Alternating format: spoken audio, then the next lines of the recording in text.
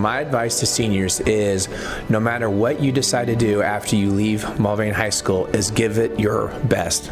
100% into whatever you do, whether that be school, into being a mom or a dad, or into your career, give 100%. I guess it comes down to things you control. You control how hard you work and what kind of a person you are. So be the best person you possibly can be and work hard, and not just at your actual job. You know, work hard at being a better person, making the world better, work hard for your family. Just keep working hard, and you know, it'll pay off. So keep working hard.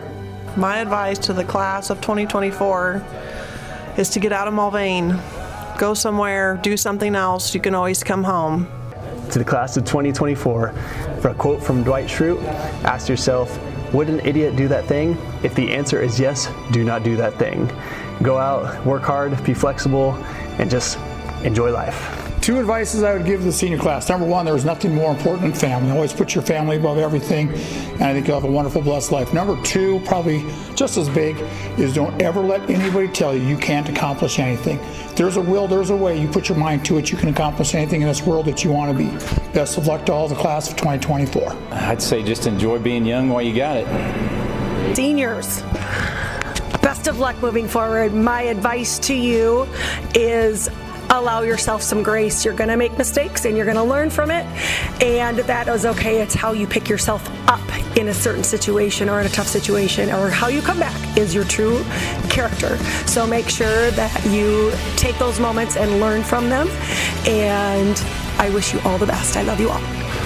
Remember to always be on time, always work hard, and be someone that you can be someone that can be counted on for little things or big things for the rest of your life. My advice to the seniors is simply this: be kind. Kindness never goes out of style. It's something that you always need for your life. It doesn't matter how high you achieve and how many things you get, how much money you make. If you're not kind, your life is not going to be everything that you want it to be. Bullying never goes away. Gossip never goes away.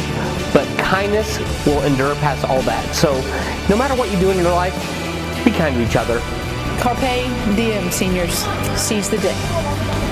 All right, to the class of 2024, my senior advice for you guys would be, as you know I say in class all the time, make sure you show up every day, be nice to people, and work as hard as you can, and never forget where you came from. To this graduating class, fail. Fail early, fail often, learn from it, move on, make it happen.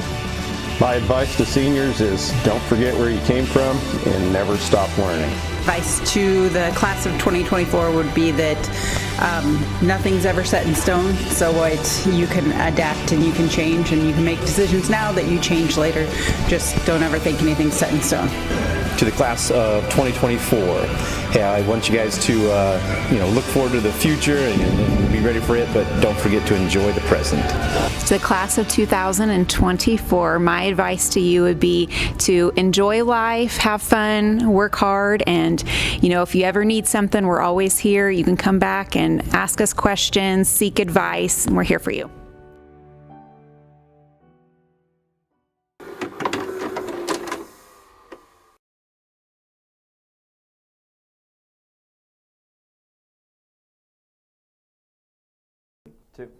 Welcome back to KCAT News, the very first episode of 2021-22 school year. To start off the episode, we're going to go to new recruit of the KCAT News team, Jenna LaRue, covering the back-to-school procedures. After that, Damien has the latest on post-COVID issues. To follow up, we have Kyan Shao speaking with the new foreign exchange students on what it's like to live in a new country. Next is Tess Hargrove showing us how to dance at the Blacklight Dance. And to round off the episode, it is Lunch Rest, where Will and Caden rush around the lunchroom and ask students about imaginary battles. I'm Caden Reski. I'm Will Perkins. And this is KCAT News.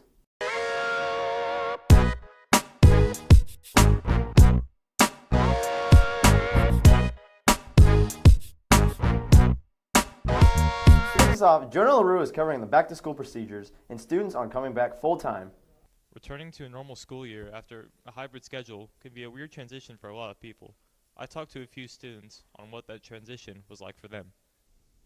My biggest concern probably keeping my grades up. I'm looking forward to making new friends and really just talking to more people. I'm looking forward to sports. Jonah LaRue, KCAT News. Thanks, Jonah. Damien's going to be asking students on post-COVID issues. Thanks, Will. COVID was a tough time period for a lot of students last year. Today, we asked students what they thought were vital issues last year.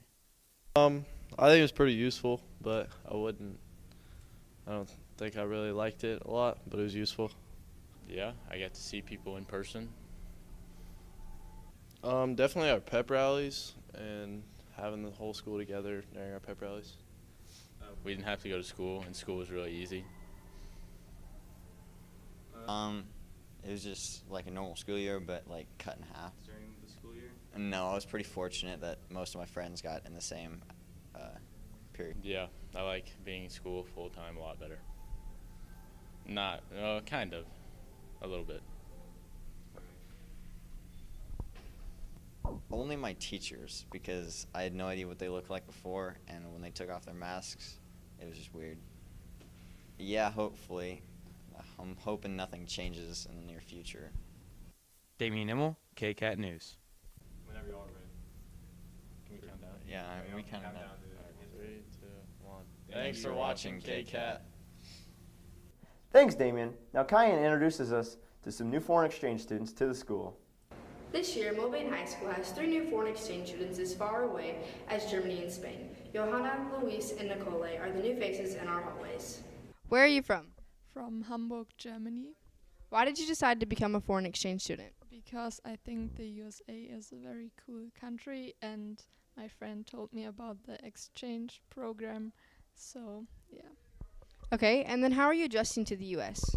I think pretty good. There are a lot of differences, like the school and the people, and the food is very different, but I think it's cool. So. Okay, thank you.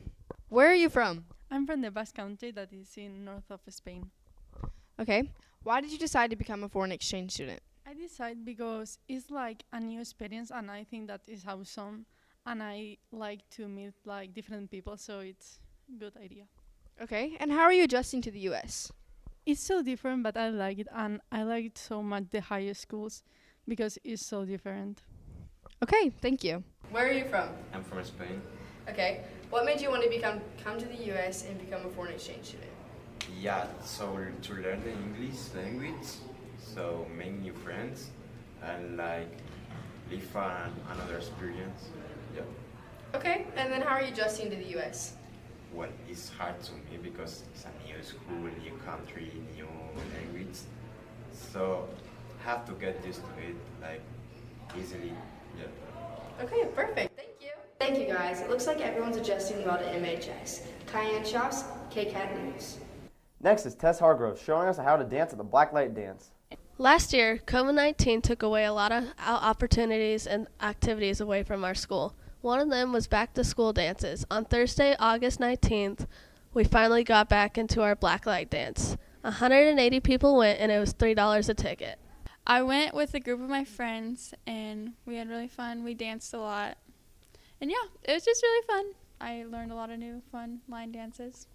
The dance was a really fun time. I'm glad I got to dance with friends and have a fun time and learn new dances because there was a lot of them I did not know. Probably getting to dance and meet new people like foreign exchange students that I've never met before, or just new people to our school.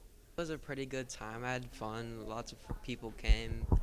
Glow in the dark dance, so like we had like glow sticks and stuff. Pretty much everything was my favorite part. It was real fun. Just like the past person said, middle school nobody really danced, but high school, pretty much everyone danced. Well, with the dance, I was glad that we had like the blackout part of it. It made it different than all the other dances because it's just different in a way that I don't see dances like blackout dances all the time, and then it differentiates all the dances from each other. Tess Hargrove, this is KCAT News. Good luck to the new students. Now, Kitty and I asked you guys some matchups with different teachers in lunch rush. Today, we rushed around the lunchroom and pit teachers against each other in imaginary battles. I'm Caden Resky. I'm Will Perkins. And this is Lunch Rush.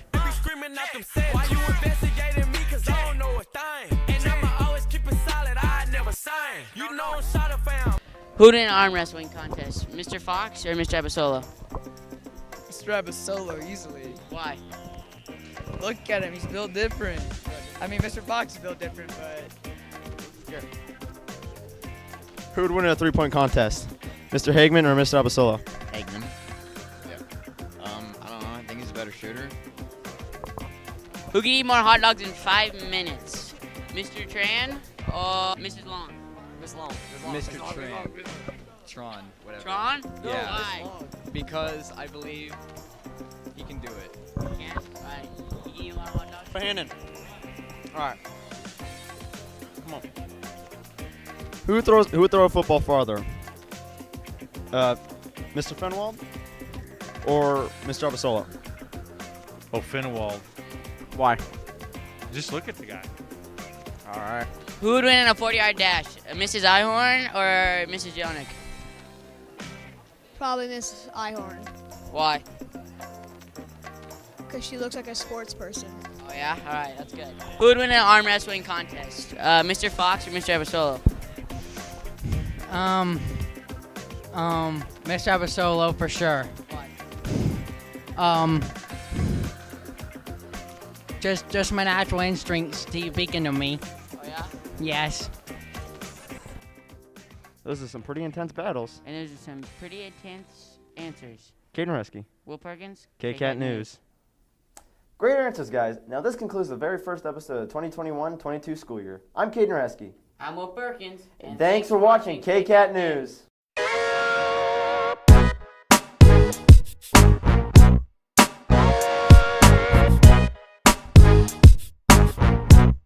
Thanks for watching KCAT. Thanks for watching KCAT. Thanks for watching KCAT. Thanks for watching KCAT. Thanks for watching KCAT. Thanks for watching KCAT. Thanks for watching KCAT. Thanks for watching KCAT. Thanks for watching KCAT. Thanks for watching KCAT. Back to episode 2 of KCAT News. To kick us off, we have Taylor Florio covering boys soccer. After that, we have Nicole Gonzalez covering girls golf. Following that, we have Tess Hargrove covering football. Then we have William Perkins covering Mr. McDowell, who received the Oscar Sports Writer of the Year award. I'm Tess Hargrove. And I'm Jonah LaRue. And this is KCAT News.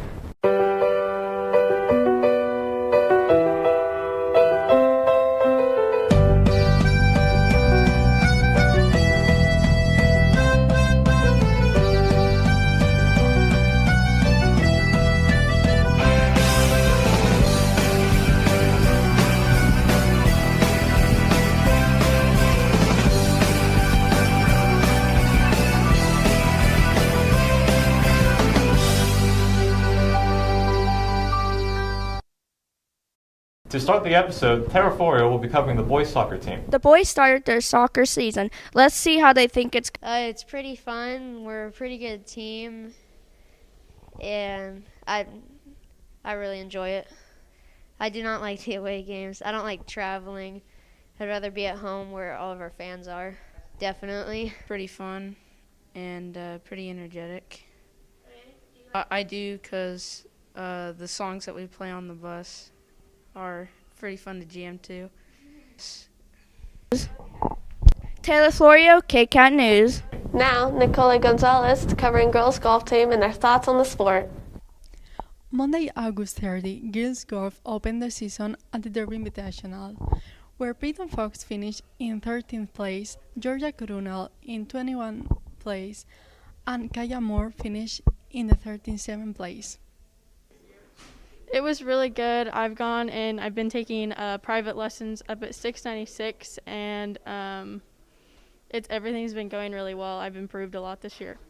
It was good. We didn't have a full team, so we didn't have a team score, but I shot a 50, so that was pretty good. I got 13th overall. The first golf tournament of the season was pretty good. It was just 9-hole, so it was pretty short and nice. I do enjoy golf a lot. I'm glad that I decided to play. Fun. I think more girls should do it. Yes, I enjoyed it. I'm Nicole Gonzalez. and this is KCAT News. Thanks, Nicole. Now we go to Tess Hargrove, covering the start of the 2021 football season. September 9th, the Mulvane Wildcats lost 7-43 against the Andale Indians. They held each other for 3 quarters, but the Indians finally won it in the 4th. The game on Friday night, we obviously are super disappointed that we lost that football game. We are happy with some of the things that came out of it. Obviously, defensively, we played super well all night long. We matched Andale with the physicality, and so even though it's a loss, there were some positives we took from it that we can build on the rest of the year. The first half was good. It was 16-7 going into half or something like that, and then we all started cramping and getting tired, and then they scored twice. I would say the game was very hard. I mean, as expected, Andale's a very good team. They're very physical. They're very smart. But I would say we played better than we did last year as a whole. Mindset against Andale when we play them is you have to match them physically. You have to. I talked in the locker room about them kind of being like a bully, and you have to stand up to them. You got to show them that when they throw a punch, you can take that punch, but then you can punch right back. That's the type of mentality that we have to have, and not allow ourselves to fall into the sense of just what's on the front of their jersey, and we got to keep playing as physical as they are. The game is 0-0 the entire time, and you got to be tougher than the man across from you. Well, this year, we still came up on the short end. We want to beat the best teams that we play. Obviously, we want to win every game we play, but when we play those top quality teams, we want to come out on top. Again, we had some positive things happen. Offensively, we were near 200 yards of offense. Defensively, we held them just shy of 300 yards. If you look at the stats, the stats are pretty equal throughout. So, overall happy, but as I preach to the kids, not to be satisfied in it because it wasn't a win, and we want to win every time we go out and step foot on the field. This year we didn't let them run it down our throats, and we threw the ball a lot more than they did. We definitely did. This is the best game we've had since JP was in school, so I would say it's a good improvement for our school, yeah. Tess Hargrove, KCAT News. Now we have Will Perkins covering the award Mr. McDowell received. On Friday, September 10th at the Mulvane's football game, Casey McDowell won the Oscar Sports Writer of the Year for 2020. He is the creator of Mulvane Sports. He said he was honored to win this award. I feel good. It's always nice to be recognized for the work you do. So when I got the news that I won the award, felt good. And I was glad to be able to do the presentation in front of our home crowd. And so that was kind of extra special, and my parents were able to be there. So, so it's a good thing. He created Mulvane Sports because different sports teams wanted their own website, so he combined them into Mulvane Sports. It's kind of a long story. It started off as just mulvanebaseball.com back in 2004. Some of you probably weren't even born yet. But after a few years, football wanted one, so I did mulvanefootball.com, then mulvanesoftball.com, and mulvanehoops.com. And instead of having all kinds of different websites for each sport, I just combined everything into Mulvane Sports in 2013.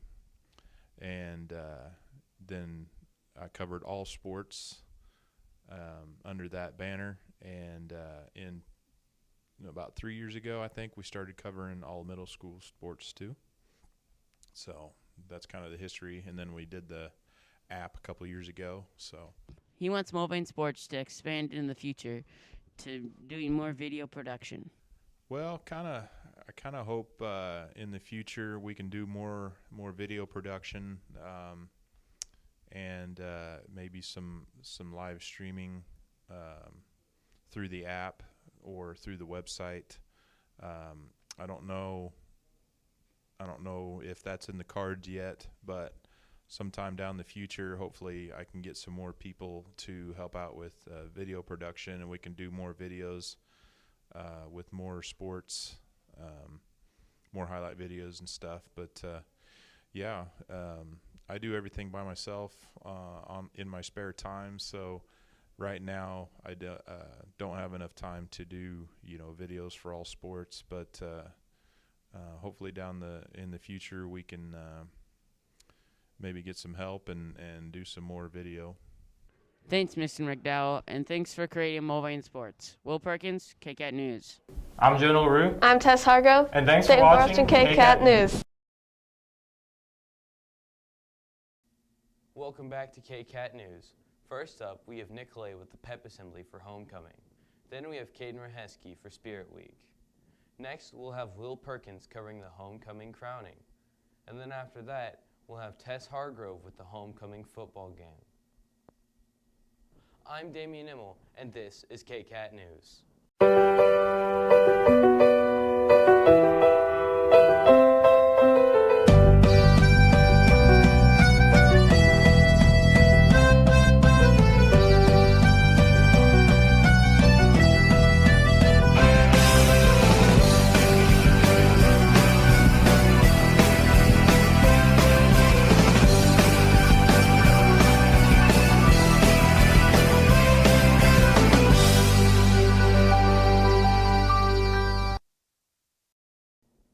To start off today, we have Nicolay Gonzalez covering last week's pep assembly. Friday 1st of October, we had the opportunity to do the pep assembly after 2 years, where we saw many students participating in games or doing some activities. It was very fun and a very good experience because me coming in as a freshman during COVID, we weren't allowed to have any pep assemblies, and so it was a good experience to be a part of it. The pep assembly was really fun. It was good. It was a little bit different from the other years because all the students went to the stadium instead of us going to all the other schools, but I think it was still fun. I think everybody still had a good time. The pep assembly was extremely fun because I got to do it with all my best friends, and I loved having everyone in like the rowdy crowd there. And I just love seeing all the little kids there, and it was just so fun. And yes, I very much enjoyed it. Yes, I had a very good time performing with the drum line and also just seeing everybody else perform and seeing everybody out. And I really enjoyed it. My favorite part was all the games for the high school pep assembly, and then for like all the other schools, it was greeting all the people in. Favorite part of the pep assembly definitely was doing the homecoming candidate games with the other homecoming candidates, so we were blindfolded, and it was just really funny, and seeing everybody laugh and hearing everybody laugh was funny.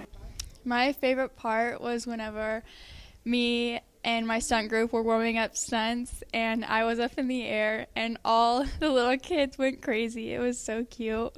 Nicola Gonzalez, this is KCAT News. Thanks, Nicolay. Thanks, Caden. Caden Raheski is going over what Spirit Week was all about. On Monday, September 27th, 2021, the Mulvane High School kicked off their Spirit Week for homecoming against the homecoming game against Coffeyville. The thing I liked about Spirit Week is that everybody got together, worked together to do fun things with the whole school. That was pretty cool. I think my favorite day of Spirit Week was throwback day when you got to dress up from a different time period. It was just really cool to see what people came up with. On Monday, we had Pajama Day coming to school in your PJs. Tuesday was Twin Day, so you get to dress up exactly the same as somebody else. Wednesday was Color War, freshmen with green, sophomores in gray, juniors in white, and seniors in black. After that is Throwback Thursday, where you get to wear something from your decade, like the 70s or the 80s. And wrap up the week, we have green and white to show your Wildcat pride. My favorite day of Spirit Week was Throwback Thursday because dressing like how people dressed back in the day is really cool. The thing I liked most about Spirit Week was the competitions between all of the classes. I thought that was really cool, and everybody just having a good time. Thanks all for participating in Spirit Week, guys. Caden Raheski, KCAT News. Next, we have Will Perkins covering who was crowned homecoming king and queen. On October 1st, at the Mulvane football game, the king and queen were announced for homecoming. Conan Boster won king, and Cameron Nolan won queen. I caught up on what was their best moment on winning homecoming. I was really shocked, but I thought it was winning with Kelton because we've been friends for a long time. Yeah, just hearing my name was just really weird, and I just felt like I was floating. It just didn't even feel real, and just having people cheer and talk to me after the ceremony was just really, really cool. And winning with Cameron was also really cool. I was actually toilet papering with the cross country team, so I didn't know. But then I came back and my house was toilet papered, and then the cross country team toilet papered my house when I was there. I had a game that night at McPherson, and McPherson starts a little later, but I didn't get back till super late. But my mom texted me, and she was like, yeah, there's just toilet paper everywhere, and she's like, it's literally in your car. So that was interesting. I was shocked. Like, I did not think it was going to be my name being called. Yeah, I was just so surprised, and I mean, it was really just insane to hear, and you know, it's still, I mean, doesn't even feel real to this moment. I was just super excited, and I mean, I just couldn't stop smiling. My favorite day of Spirit Week would probably be Twin Day, because, I don't know, I got to do it with my friend Lucy.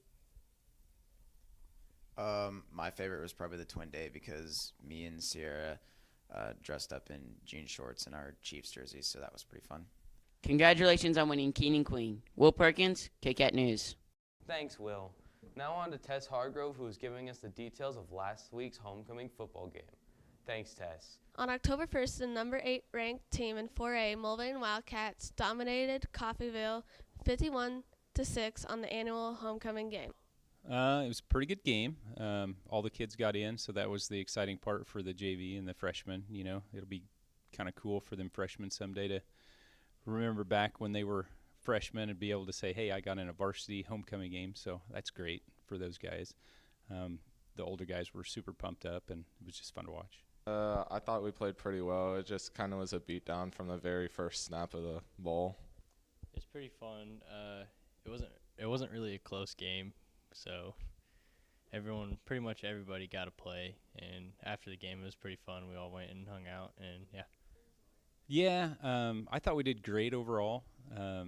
Expectations, I think, offense, defensively, we looked awesome. Of course, I know Coffeyville's not that great, so for us to go out and just get it done was awesome. Yeah. Defense, me and Keaton kept the inside run stopped, and I scored a touchdown. So I played pretty well. High energy. The crowd was huge, biggest crowd I've seen. So I think a lot of that came from that. Hopefully we continue to have a big crowd like that. We were all pretty hyped. We were just ready to play and ready to go put the smackdown on some team, because we haven't done that in a while. The energy was really high. The stands were packed, like way more than usual, and that kind of gave everyone a little bit of a boost. And the energy on the field was a lot more, considering it was like homecoming, and we were up by a lot, and the momentum was on our side, so there was a lot of energy. Tess Hargrove, KCAT News. Well, that's all for this week's episode. Be sure to stay tuned for next week. I'm Damian Immel. Thanks for watching KCAT. Finally, we have interviews with me, Damian Immel, who is doing interviews with Immel. Thanks, me. Last, we have interviews with Damian Immel. Yeah, it's way too slow. See, when you have more... Welcome back to episode 4 of KCAT News. To get us started, we have Tess Hargrove covering the NHS induction ceremony. Then we have Nicolai covering the soccer team senior night. After that, we'll have Damian Immel showing us what to look forward to for the upcoming Halloween season at MHS. Then we go to Will Perkins with the FFA Nationals. Then finally we have Kaner Hesse giving us a look at what's happening in Miss Hunsberger's class. I'm Taylor Florio. And I'm Jonah LaRue, and this is KCAT News.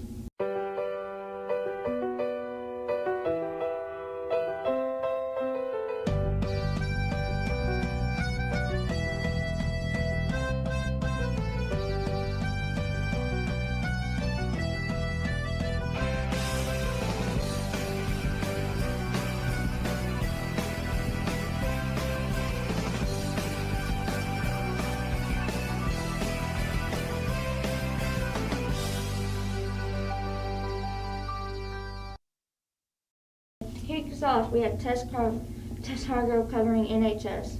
On Monday, October 11th, the newest members were inducted into National Honor Society. I'm a co-sponsor along with Mrs. Shelley Millage for NHS, which stands for National Honor Society. So students who meet the requirements for NHS were inducted last Monday night. The requirements, we have 4 pillars. Pillars are leadership, character, academics, and service.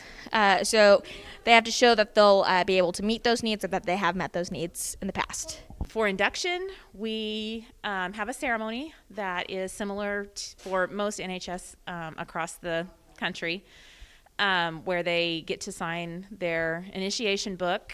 Ours has been around Mulvane High School since 1966, which is really cool. So it's got like everybody for like the last 50 years, which is really cool. Inducted 24 new members into it, and we're grateful to have it this year. We didn't have it last year with everyone, so it's nice to have all the new and former members together.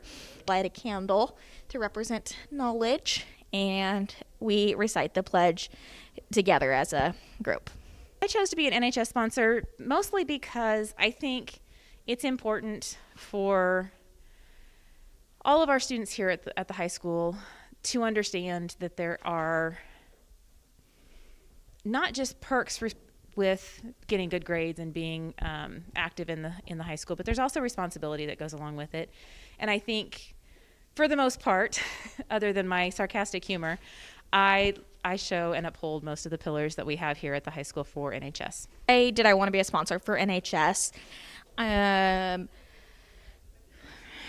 The teacher who had it before me, she would just talk about how it was really fun to work with a group of kids who opts to be in this club and who has to routinely show that they want to be in the club. You know, in English class, not everyone's trying to take English, and so it's kind of nice to have a club where everyone wants to be there and actively participate.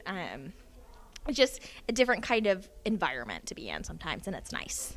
Tess Hargrove, KCAT. Then finally we have Kaden Heskey covering Ms. Hunsberger's class. This week, I caught up with Miss Hunsberger's class and to see what they are cooking up in the kitchen.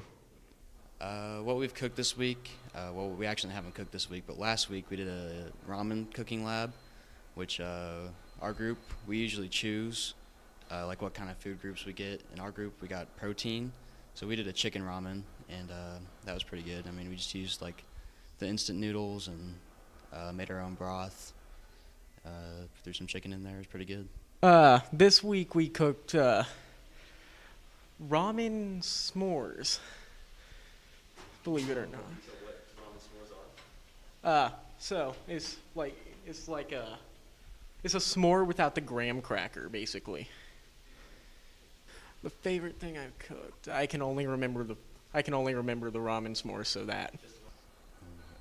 My favorite thing would probably have to be the Chipotle bowls we made a couple weeks ago. Those were pretty good. Looking tasty, Miss Hunsberger's class. Caden Heskey, KCAT News. Thanks, Kaden. That's all for this week. I'm Taylor Forio. And I'm Jonah LaRue, and thanks for watching KCAT News. A lot of excitement with the cross-country team over the start of the 2021 season. I talked to the team about their thoughts. What I'm most looking forward to as the new cross-country season is starting is just to go run and, have fun. I ran cross-country both in high school and in college. This is my 21st year of coaching cross-country. I have coached, this will be my 3rd year at Mulvane. What I enjoy the most of cross-country is the enthusiasm of the sport. It's just a bunch of diversity.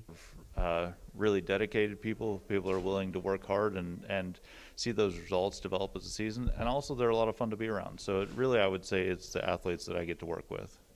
What I hope to achieve from cross country is just to be a better player, better at my sport, just. So far about the 2021 season, we've had definitely some things that haven't gone our way, but right now we're going in a positive direction, and I'm really excited to see how our kids do, and the progress that we've made is really encouraging. So I hope we're going to finish with a great end of the season.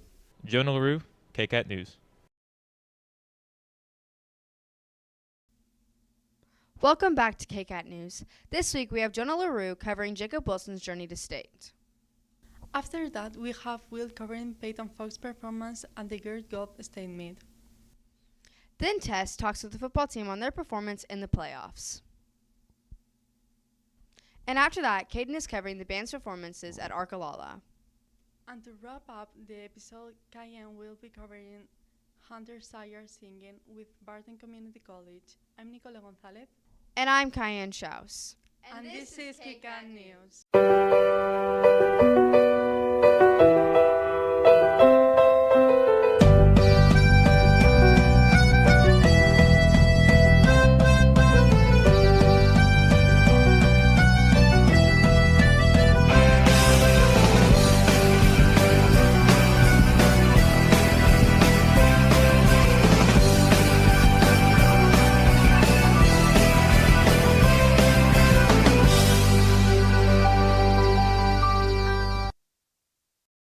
To kick us off, Jonah LaRue is showing us the struggle and dedication of what Jacob Wilson had to go through to make it to state. As we come to a close on the 2021 cross-country season, Jacob Wilson's state performance is definitely something we'll remember.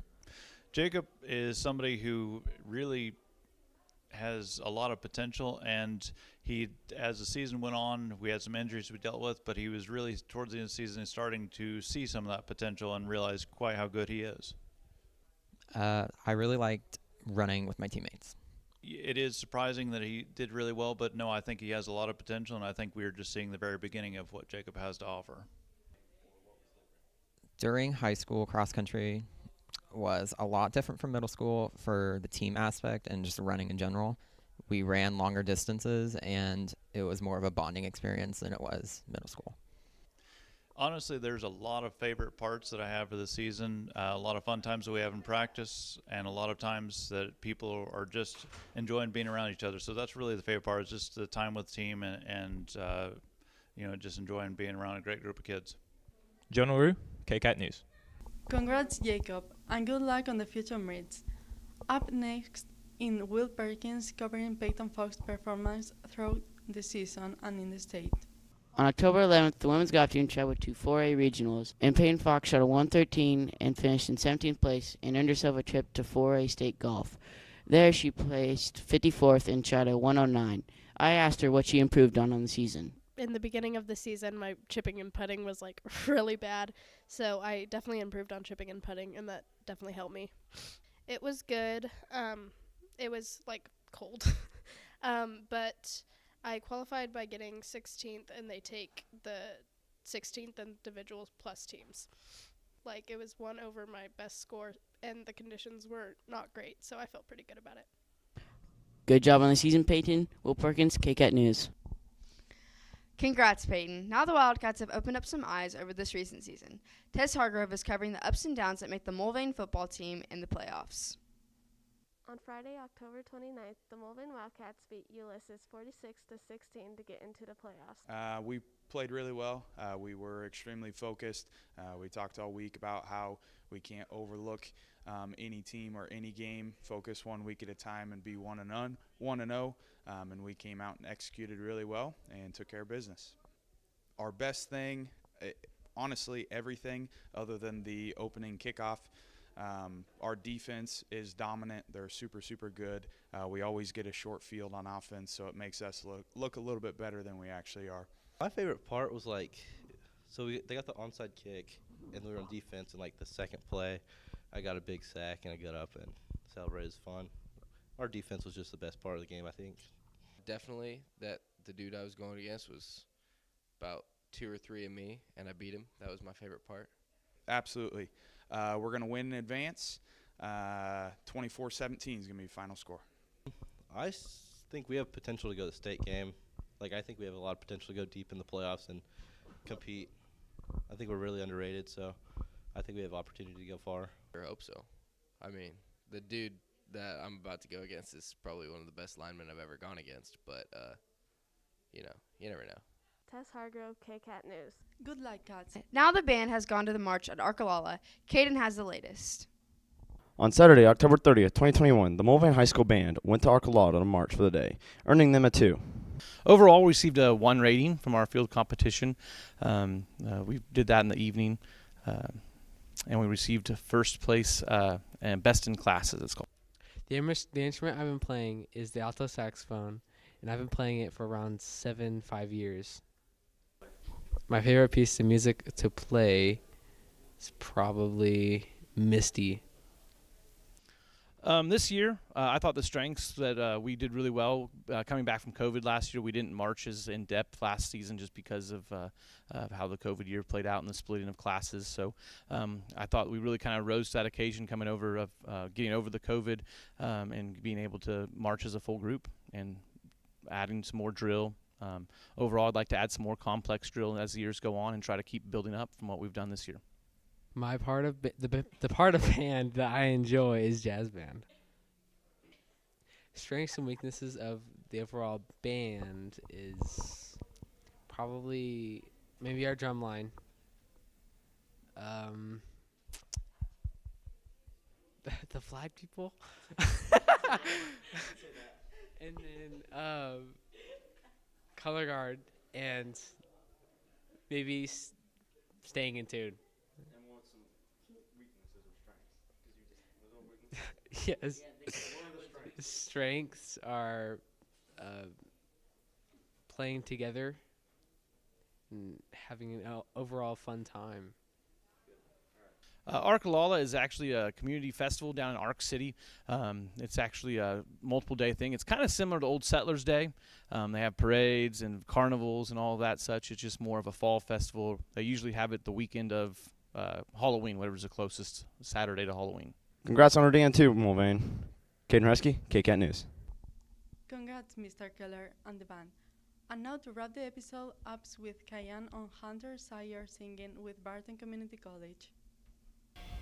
This week, Mulvane High School senior Hunter Sire signed to play baseball at Barton Community College. I caught up with him to ask him a few questions about it. What made you want to play baseball at college? I've loved the sport since I was like 5 years old, so. Okay. Was it a hard decision where you wanted to play baseball at? It was hard at first until I built a relationship with the coaches. Okay. And then why did you choose Barton? Their last 3 shortstops went Division I, so. Okay. Thank you. It sounds like Hunter is pretty excited to play baseball next year. MHS wishes you the best of luck. Cayenne Schaus, KCAT News. Good luck, Hunter. Now this concludes this week's episode. Thanks for watching KCAT News. Welcome back to episode 6 of KCAT News. To get us started, we will have Will Perkins giving us an update on the COVID-19 pandemic. After that, we have Tess Hargrove with the football team's win over McPherson last week. Finally, we go to Caden Raheski covering Trent Moses signing with Ottawa University. I'm Caden Raheski. I'm Will Perkins. And KCAT News starts right now.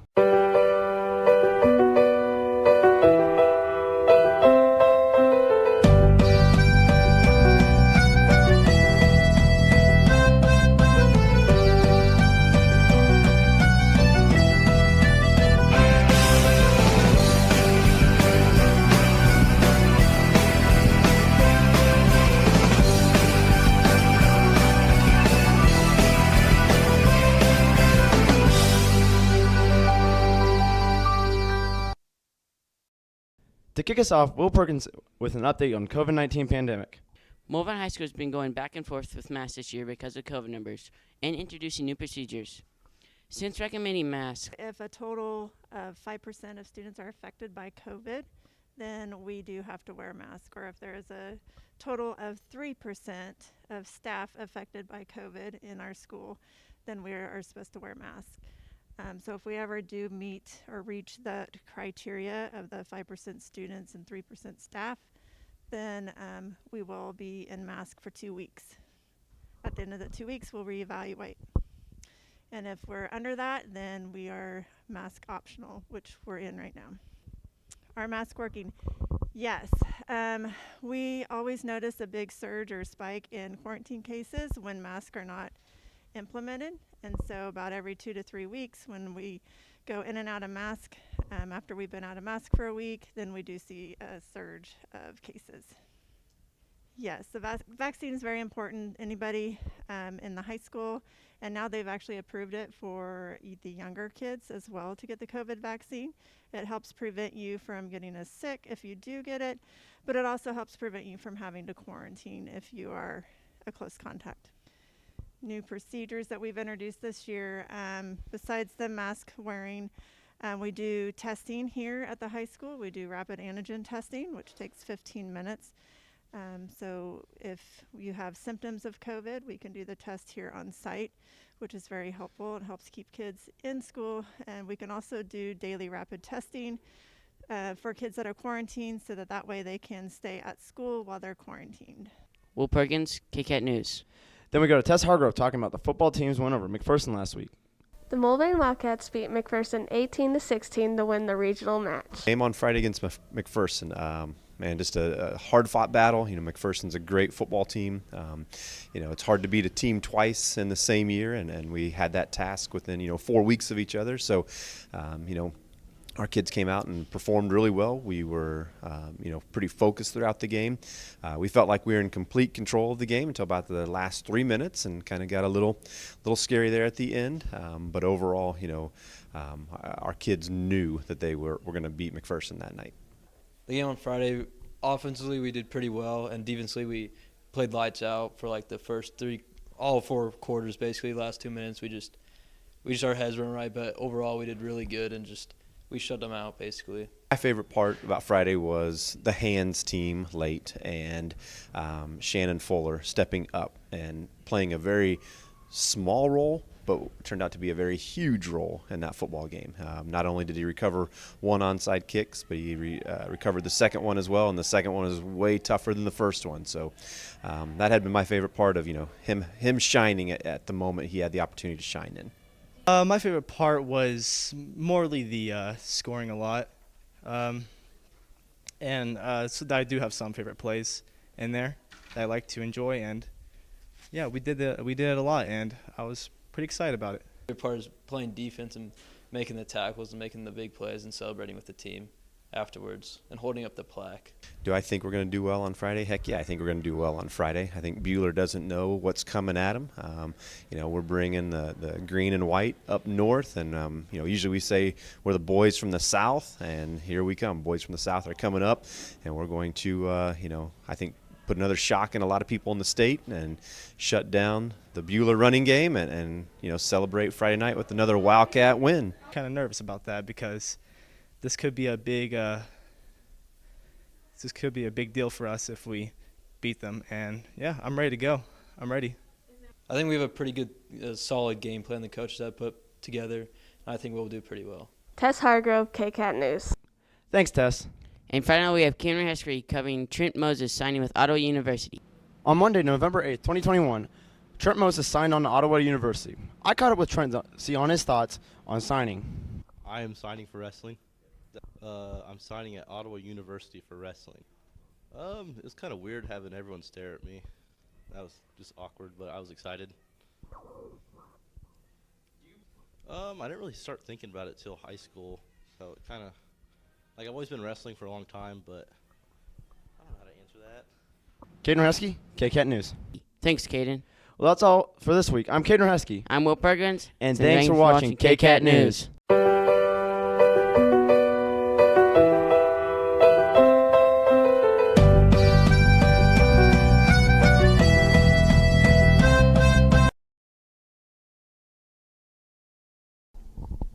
Hello and welcome back to a very special Thanksgiving edition of KCAT News. To get us started, Kane Rahesky and Will Perkins will be giving people a taste of what's to come this Thanksgiving season. Then we'll go to Tess Hargrove covering the start of the 2021-2022 boys basketball season.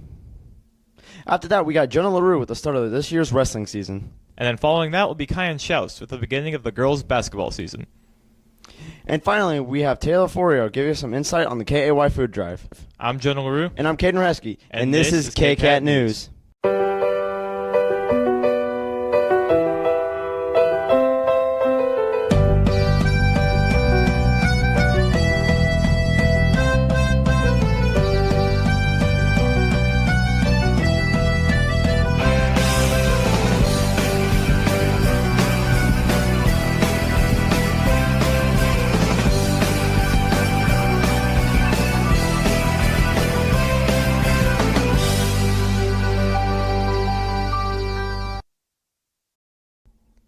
First up is Kane and Will with a special Thanksgiving segment. Thanksgiving is a time of giving and being with family. So we brought some friends in to enjoy Thanksgiving with us. I'm here with Gavin Young. And I'm here with Emma Moses. What are you thankful for? Just thankful for my family and everything. What are you thankful for?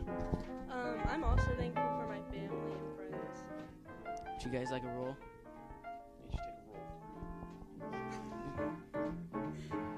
You guys can eat? I got tummy. So, what are your favorite kind of foods to eat during on Thanksgiving? I like ham. Turkey and mashed potatoes. What's your favorite memory? Last year, whenever me and my friends, we just hung out and messed around. What are your favorite memory?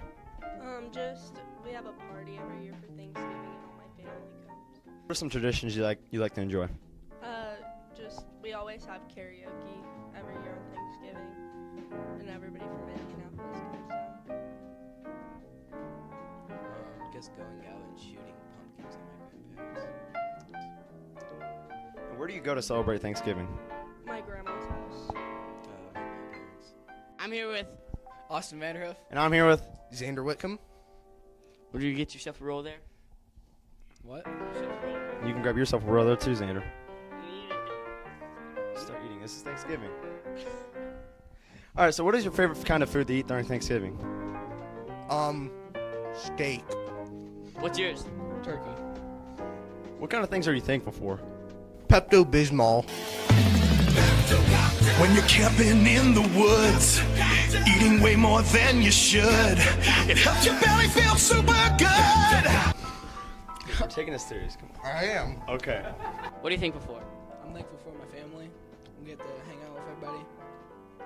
Eat really good food. Have awesome. Oh, you crumbled.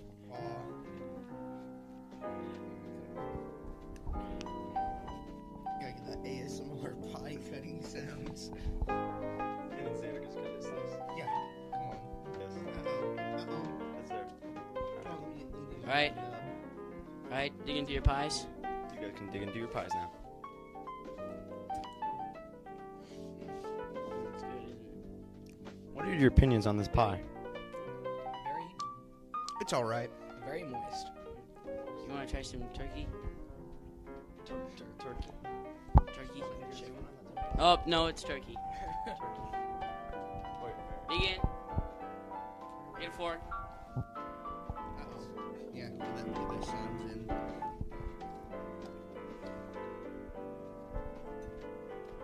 You want some ASMR chomping now? All right, dig into your turkey. All Is it right. dry? So, No. what are some traditions that you enjoy? Usually my family's screaming at each other. Just hang out with my family. What is your favorite memory of Thanksgiving? We went to Golden Corral, and this person knocked over all the food in one of the displays. It's $13.99 only at Golden Corral. Memory would be helping my grandpa cook all the turkey and stuff. And where do you go to celebrate Thanksgiving?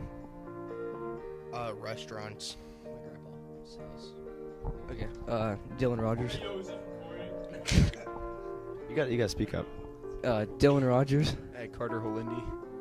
All right, tell me what things are you kind of thankful for during Thanksgiving? My family. Anything else? Like food and stuff. I don't know. Just. Yeah, I'm also thankful for my family. What are some traditions you enjoy?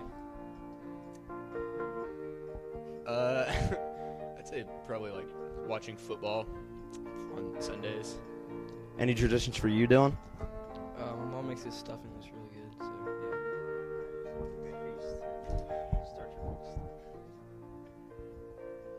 yeah. Start eating. What is your favorite memory of Thanksgiving? I can't say the one that I really want to, but I fell down the stairs one time, and then and I just got like more food than everybody else, so that's pretty good. What about you, Dylan? I remember my great grandma put out Easter instead of Thanksgiving because she didn't remember that it was Thanksgiving. So Easter egg hunting on Thanksgiving. All right.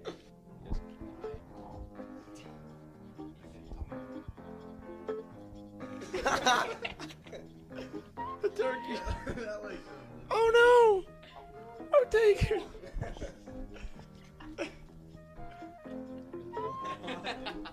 Where do you go to celebrate Thanksgiving? My grandparents' house. I go to my grandparents' house and sometimes at my house. And lastly, is the turkey you or dry? No, it's a turkey dry. It's Is a turkey the turkey or you dry? Well, man. Is the turkey dry? That's pretty much, man. It's pretty good. All right, thank you. Stay safe, everyone. Have a happy Thanksgiving. I'm Caden Reheske. I'm Will Perkins. And thanks for watching. I sure am thankful that's over. Thanks, guys. Next is Tess Hargrove, the start of boys basketball. Last season, the boys basketball team finished 15-5 and placed second in 4A. One of my goals is just to be the best energized team in the league. From all 5 guys on the floor to the however many guys on the bench to the guys sitting behind the bench, C team, JV, and varsity. I want to be the best energized team in the league. State championship, have a winning record, and I don't know, just be good. More people on the court, or not on the court, just like on the sideline, and you practice with the whole team every day, so that's different. I want to start C team and have like close to a double-double a game. Go out there, and there's just a bunch of talk about how much we lost last year with Trey leaving, and what are we going to do now that Trey's gone. But I really do just want to go out there and just kind of open up a lot of eyes that without Trey we can still be just as good as we were. Just bonding with teammates, increasing chemistry, and winning state. Just having fun with my teammates and playing basketball. Tess Hargrove, KCAT News. Thanks, Tess. Now we have Jonah LaRue covering MHS wrestling. With the start of the wrestling season this winter, there's a lot of excitement with the MHS wrestling team on what they can accomplish. I'm most looking forward just to getting in the room and working with the kids. We got really good numbers. We got about 38 guys are out, about 14 girls. I'd like to have some more girls, continue to grow our female program.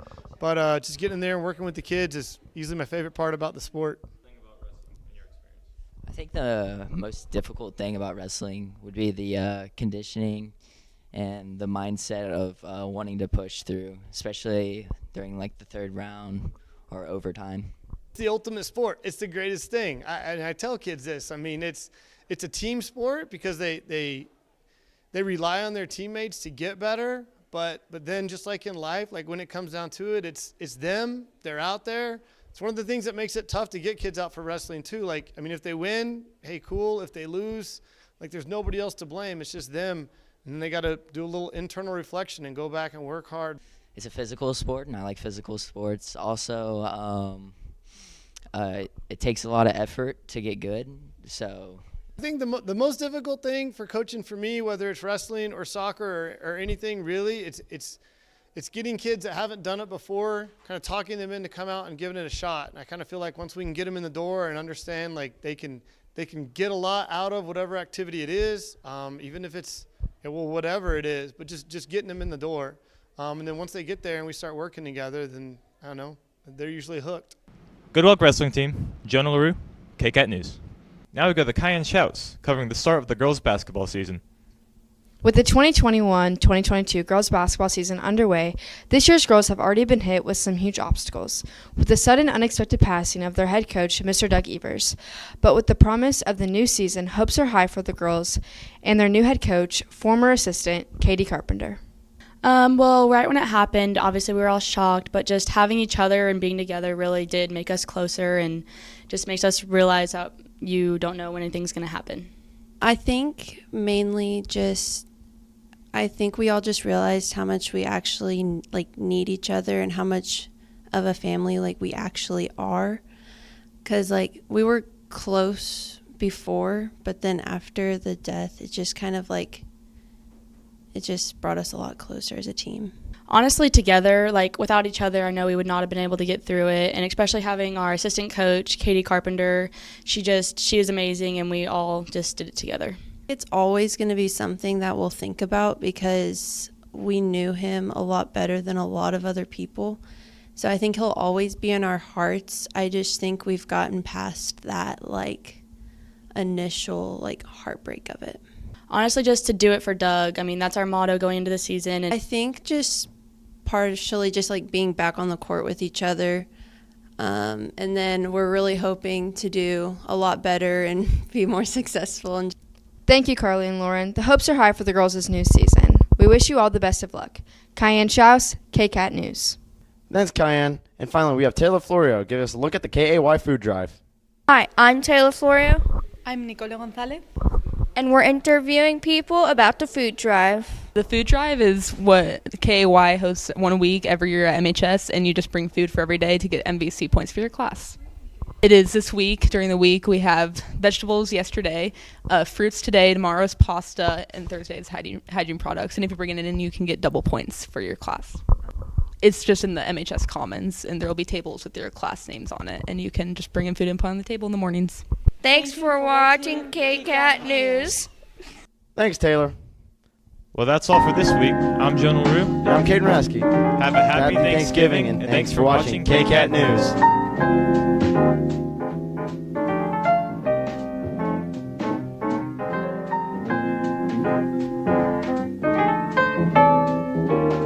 Thanks for watching KCAT News. Thanks for watching KCAT News. Thanks for watching KCAT News. Oh, groovy. That's it? Oh, man. Thanks for watching KCAT News. Thanks for watching KCAT News. Well as a guppy.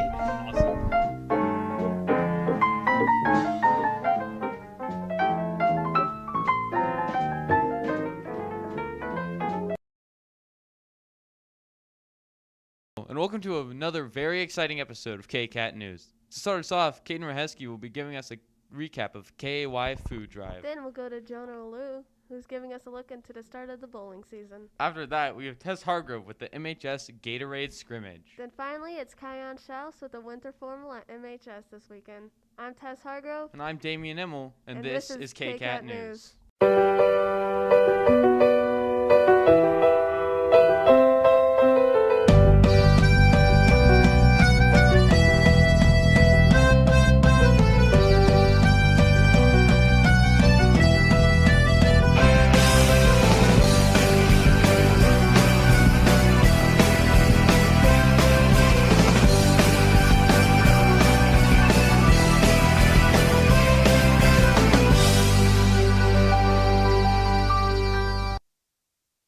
Kick us off, we go to Caden giving us a recap of the KAY Food Drive last week. On Friday, November 19th, 2021, the KAY food drive wrapped up at the end of the week. I'm here to catch everybody up on the results. This year, all the food went to St. Michael's Catholic Church's food pantry. The total number of items this year was approximately 550 items, which is down quite a bit, but we know everybody's having a tough year, so we didn't expect a huge turnout this year. Caden Reski, KCAT News. Thanks, Caden. Then we go to Jonah Lou, who's giving the start of the bowling season. With bowling tryouts beginning this week at MHS, there's a lot of excitement with the bowling team for the start of this year's season. I started bowling maybe 5 or 6 years ago, but I just went to Derby and did the leagues there. And I don't know, I just tried it and I thought it was fun, so I continued doing it. It is just a fun sport, and I liked bowling as a child, so thought I'll try it out, and I like it. The most difficult part of bowling is probably being accurate, but being consistent about it. So having to constantly be accurate through multiple games. What you want to improve on is closing frames. You don't want to have open frames, which means not getting a spare or strike. You would also want to work on your consistency. There really isn't a difficult part about bowling. It's just fun. Jonah LaRue, KCAT News. Thanks, Jonah. After that is Tess Hargrove covering the Gatorade Scrimmage. November 30th, the boys and girls basketball team had their yearly Gatorade Scrimmage. It was fun. It was good to see what we can do and actually get out and play. There's still a lot we need to work on, obviously, but it was good and it was a good step. So Hagman and Beckwith both drafted a team, and then we just went out and played a quarter. Both teams played pretty well, but Hagman's team went out on top for the first one, and then Beckwith's team got the second one. we should just run every team out of the gym and just play fast basketball. I'm just excited to hopefully get some wins more than last year, and with new coaches, I'm excited to see what they can do. Tess Hargrove, KCAT News. Thanks, Tess. And finally, we have Kian Schaus covering the upcoming winter formal. MHS Winter Formal is December 4th. A lot of effort goes into the preparation for this dance, but more preparation goes into the outfits for the dance. I put in an insane amount of effort into my outfit, and yes, I picked it out. It took me about a month to do, but I figured out the perfect outfit. It took me 2 dresses to find, and it wasn't worth it. It's a lot of money. I have not picked it out, and I have not put any effort into my outfit. I have no clue what I'm wearing, so. I tried on 3 dresses, got 2, and chose 1, and I think the money is worth it because it's a very pretty dress. I did not put any effort into my outfit. I don't even have pants yet. And yes, I did pick it out.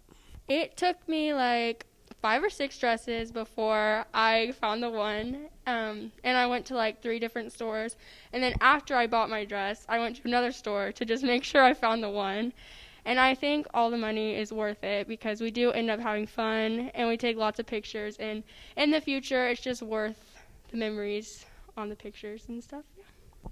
It sounds like a lot of preparation goes into the dance for everybody, but in their own ways. Kian Schaus, KCAT News. Thanks, Kian. That's all for this week's episode. I'm Damian Immel. And I'm Tess Hargrove. And thanks for watching KCAT News.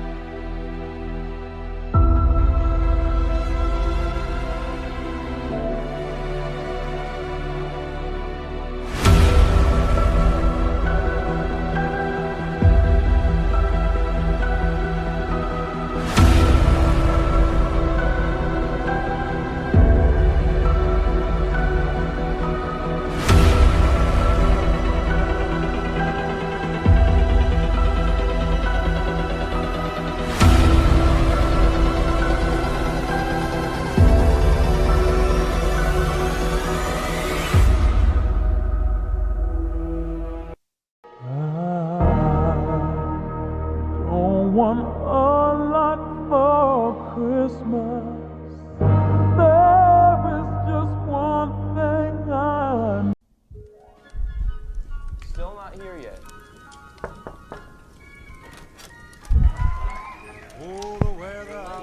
Sorry, it's hard to park reindeer. Have you ever been thirsty? Do you not know what to quench your thirst? Try water. Water, it's a liquid. We need it. Sports people use it. Football needs it. Instead of drinking pop, try water. To show you the power of water, we have a customer right here. Come on in. Yeah! Try the water. Wow, I've never had something that tastes so bland but is so hydrating. I love water. Thanks, water. Water. Do it to stay alive.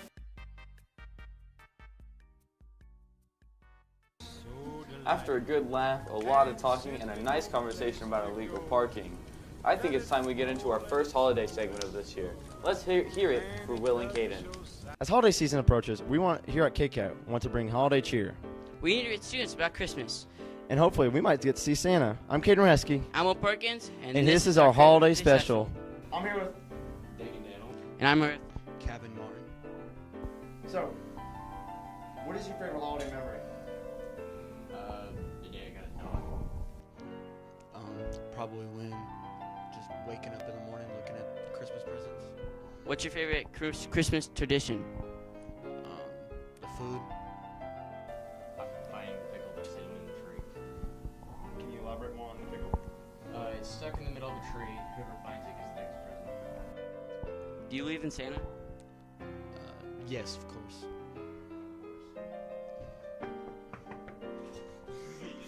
Santa? Santa's here. What gift you want, Kevin? It don't matter. Just give me one. Is Santa mean? No. All right, you guys can open. Tell me what you got. I got the laugh out loud mall cop. Do you have a dog? Yeah. That's good. Do you have anything to say to the camera before we leave?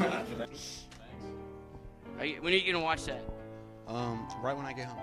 Do you have a DVD player? I'll find one. All right. Thank you. All right. You guys take presents.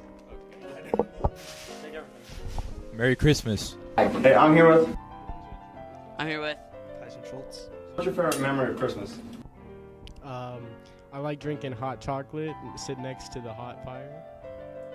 I like hanging out with my dad's side of the family and my cousins. What's your best Christmas present you've gotten?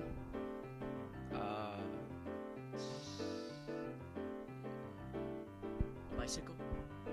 Probably an Xbox. I got a PS5 week 1 release. It's pretty premium. You believe in Santa?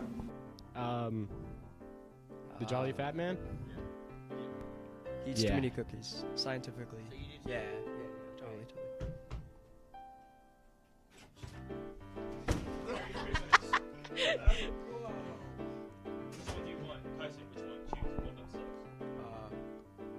Small baby. All right, you guys can open. Once you open it, show us what you got. Is it a big hat? Better be a big Let's go, I got a whoopee cushion. Bro, Santa wrapped it. It was the elves.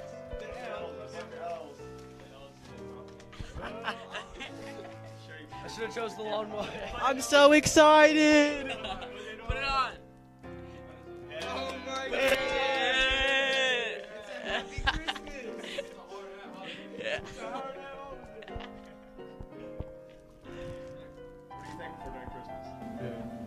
This hat and the elves and Santa who provided me this hat.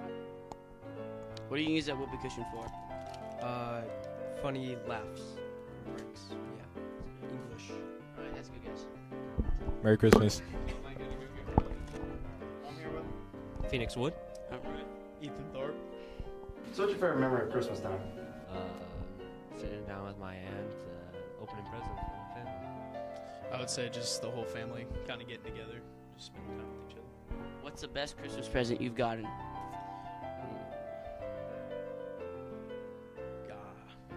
I don't know. I really just like the candy.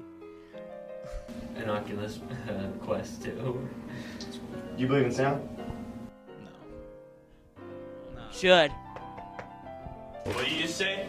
They don't believe in Santa. Pick one. So you believe in me, then you'll get a present. I want the red one. What's the red one? You believe in Santa. Sure. Oh, you get the big one. All right, open.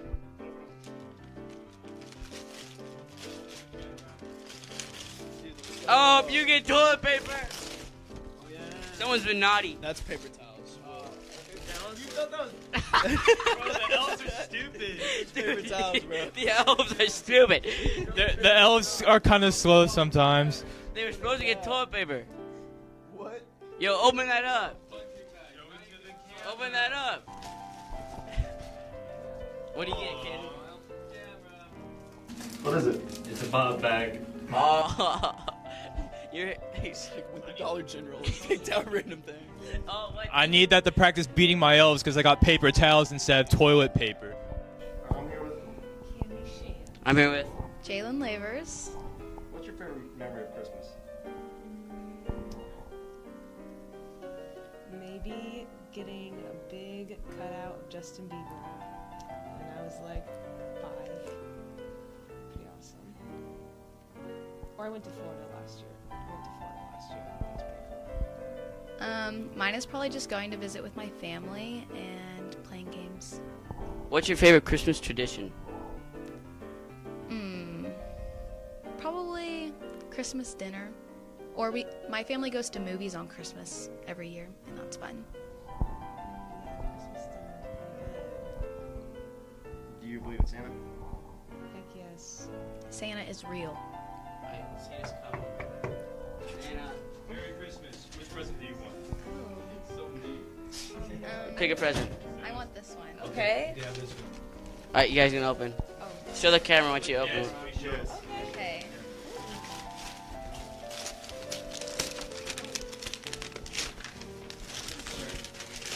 Oh. I don't know what they are either. Let's see if the elves know this time. I got some Minions, so. OMG. Oh, it's a onesie. This is definitely gonna fit. Love. Fair. This is awesome sauce. Oh, No, I'll give it to Ian. wow, Santa really came. And those students were very naughty. Thanks for watching. Will Perkins, Caden Husky, KCAT KCAT News. Wow, all that holiday cheer sure is great, but I think it's time for some fun and have some laughs. I haven't had a good laugh since Frosty gave me the cold shoulder. Good one, Santa. Let's get on to the good jokes. And that's when I said, get a load of this guy. Oh, there you are, and welcome back. We were just getting ready to wrap this episode up. Damien, before I go, I wanted to give you something. You were on the nice list this year, so I figured you should have this. Santa, you shouldn't have. Deodorant, this is just what I wanted. Aww. Well, I know you're a busy man, Santa, so I'll let you get back to your work. Of course. Thank you so much for having me on the show, and Merry Christmas. Merry Christmas. I'll get down. I'm joking. Here at KCAT, we always love our family. We love our members with family. I hate you all. No.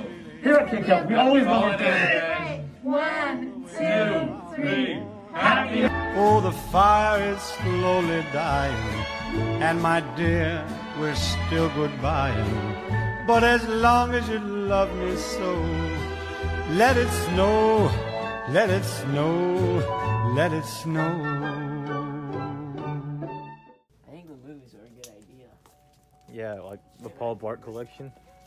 There's nothing in there though. There's Pixels, the hit movie Pixels. Are you recording me? Yeah, because I need behind the scenes crap, and we don't have enough. Make sure you say stuff that's school appropriate, Will. Don't make fun of people. Well, that's why the gifts are so bad, because no one has them. We should get like a really small weight, like 1 pound, 2 pound. Do you got one of those? How much is that? 2 pounds. That's like a sauna suit. Man, these weights are too big. 3 pounds. Dude, we're getting a bouncy ball. No, that's a terrible gift. We'll see. Here we go. Yep. Merry Christmas and Happy Holidays. Say Merry Christmas, all three. 3, 2. Merry Christmas. Yeah. Alright, that's good. You can say it whenever. Okay. Merry Christmas or whatever. Happy holidays. Happy holidays from KCAT. Happy holidays. Hello and welcome back to the second semester of KCAT News. First on the screen this year we have Kyson and Ian. To kick us off, we will have Tess Hargrove giving us an update on the boys basketball season. Then we go to Kyson covering Mason Ellis signing with KU. And then to finish us off, we will have Kaden Reheski introducing us to the 2022 homecoming candidates. I'm Taylor Florio. I'm Nicole Gonzalez. And this is KCAT News.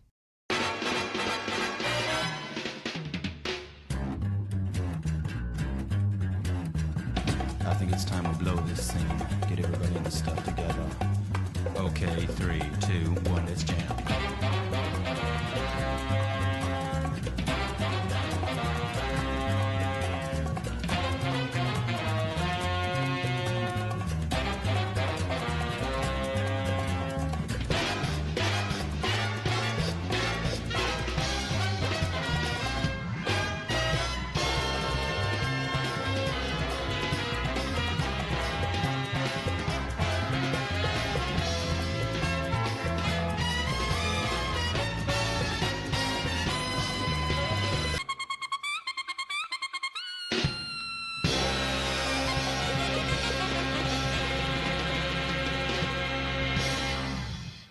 up is Tess Hargrove with the boy basketball. On January 7th, the Mulvin Wildcats dominated the Wellington Crusaders 53-45. We're pretty much up the whole game, but they kind of came back towards the fourth, but we still held them off. We just executed our offense and defense pretty good. They had a couple good players, but we locked them down. And then we just made clutch free throws at the end. The part of the game was at the end of the game, down the stretch, when Caden hit the pretty clutch free throws. Ian hit a couple too. When we took the lead around the first, we were up by like 10 on that big run. That was probably my favorite part. Probably Caden making all his free throws. He struggled earlier in the season, but he made 8 consecutive free throws, which was pretty clutch, and he did good. Overall, I think we played really good. It's just nice to get some rust off, especially after the break, and get back into things. I think we did pretty good. I mean, there's always stuff to work on, but we did pretty good on both ends. Tess Hargrove, KCAT News. Thanks, Tess. Then we go to Kyson with Mason Ellis signing. On Thursday, January 6th, senior Mason Ellis signed his official letter of intent to attend the University of Kansas and play football in the spring of 2022. I'd say the best part of my career would probably be ending my career at home on a win for regionals. Just look forward to playing for my home state. It's always been a dream of mine to play for Kansas or play D1 in general, so it'll be awesome. There's a couple reasons. It's a lot closer. Dream school. I've always been a fan of KU. And then there's a lot more benefits, and the coaches are awesome. Congratulations, Ellis. Kyson Schultz, KCAT News. Thanks, Kyson. Then finally, it's Kevin Reheski with a look at this year's homecoming candidate. Hello, everybody. I'm Caden Reheski, and welcome to our winter homecoming. I'm here to introduce you to our winter homecoming candidates for 2022. Hi, I'm Bennett Cottrell. I'm involved in SAD, KAY, and NHS. I'm Mason Ellis. I'm a senior. I play football, basketball, and baseball. I'm Lucy Daniel. I'm involved. I'm a Sentinel in FFA. I'm in Stuco, and then I am in track and field. I'm Chris Abels. At Mulvane High School, I've done track and field, and I'm also in NHS. Hello, my name is Johanna Lauterbach, and here at Mulvane, I'm doing cheer right now, and I did cross country, and I'm part of the GSA club. My name is Tyson Lazier. I play basketball. I'm in debate. I'm in NHS, and I'm also in GSA. So my name is Daria Mohamedjanova. I'm an exchange student, and I'm participating in cheer, debate, forensics, and I'm in GSA and thespians. I'm Jake Roderick, and I've been a part of National Honor Society, debate, and speech association, forensics, thespians, the fall musical, the spring play, Esprit de Corps, district honor choir, jazz band, Battle of the Books, student council, GSA, and Scholars Bowl. Favorite memories with Chris at the 4x5 at Wellington. Both the boys and girls won, and we brought home 2 cakes that day, so it was a fun meet. My favorite memory was with Daria when we went to the botanical lights at Christmas time. I would say my favorite memory was with Johanna, and I would say it's all games and our New Year party. My favorite memory is probably with Lucy whenever we were at church camp, and they had us go outside in the middle of the night, and we only had these tiny candles, and there was roots everywhere, so everybody kept tripping and falling over. My favorite memory is probably also with Lucy at that track meet where we won those cakes. I like being at the track meets in general, but that was a memorable one. My favorite memory was with Mason at the green and white scrimmage. He could have dunked on me, but he gave me a second to get out of the way, and he didn't dunk on me. My favorite memory would be with Tyson. All the team dinners after games, they're always really fun. I'm probably going to miss going to games with all of my friends and seeing all my friends play. I think that's going to be the most memorable thing that I'll miss. I would say also all the sport games and all the people here. Agree with girls. It's people absolutely in t-shirts and this old school atmosphere I've never experienced. I'm probably going to miss theater and choir and all that stuff and all the people that are in there. Just going to miss my friends in general, seeing them every day at school and going to games with them and everything. Yeah, kind of just reiterating what everyone said, just missing everybody at school and going to games and stuff like that. Same here. I'm going to miss all my friends and just playing high school sports. I was kind of surprised because I didn't really think I'd be picked that probably sounds bad, but I didn't think that was going to be me, so I was excited. I was also really surprised because I didn't expect it, but I was really happy and I couldn't believe it at first. I was so excited. I wasn't surprised, but I was really happy. And I called my mom. It was like 3 a.m. at the time, and she was like, it was an emergency, and I said like what I felt, and she was happy, and I was happy, and I was super excited when the announcements came on. I was in the auditorium with Daria, and we were both like super happy. And yeah, I was pretty surprised. I didn't think I was gonna make it on here, but I texted my mom, and she was super excited, and I told her it wasn't that big of a deal, but she's really hyped. Yeah, I was kind of surprised. I was really expecting to get selected, and I didn't really know until I got into the locker room for practice because everyone was just telling me congratulations down the hallway, but I didn't hear the announcement. So I was actually taking a nap in the training room, and I woke up and Mason Cooper told me that the announcement said I was a candidate, and then I told my parents when I got home. I've known Jake and Mason the longest, probably since like 2nd grade, and then known those two since the beginning of the year, and then known Tyson since he moved here, and then Chris probably since 7th grade track season. I've known everyone since like half a year. I knew almost everyone since the middle of September when I arrived, and some of the people I met when they announced as candidates. I've probably known Lucy the longest since like Sunday school, and then everyone else probably in like grade school except for Daria and Johanna, who I met at the beginning. I moved here in 5th grade, and I think Lucy was in my class, so I've known her the longest. And then these two just moved here, so now I know them. And then everyone else just kind of came along throughout my time here. Yeah, the exchange students, obviously, when they came here. And then everyone my sophomore year when I first moved here. Exchange students over the announcements, and then obviously Lucy and Jake I think I've known the longest, and then Chris middle school, and then Tyson sophomore year. Good luck, candidates. Caden Resky, KCAT News. Thanks, Kaiden. Well, that's all for this week. I'm Taylor Florio. I'm Nicole Gonzalez. And thanks for watching KCAT News. Thanks, Nicole and Taylor. Now's the time to vote. Make sure to check your email to vote for this year's Homecoming King and Queen.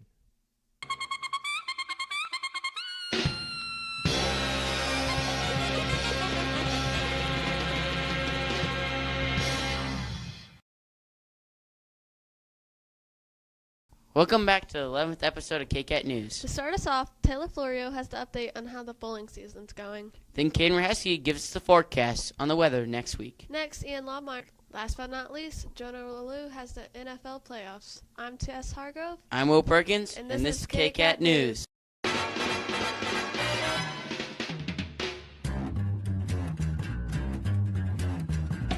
think it's time we blow this scene. Get everybody in the stuff together. Okay, 3, 2, 1, let's jam.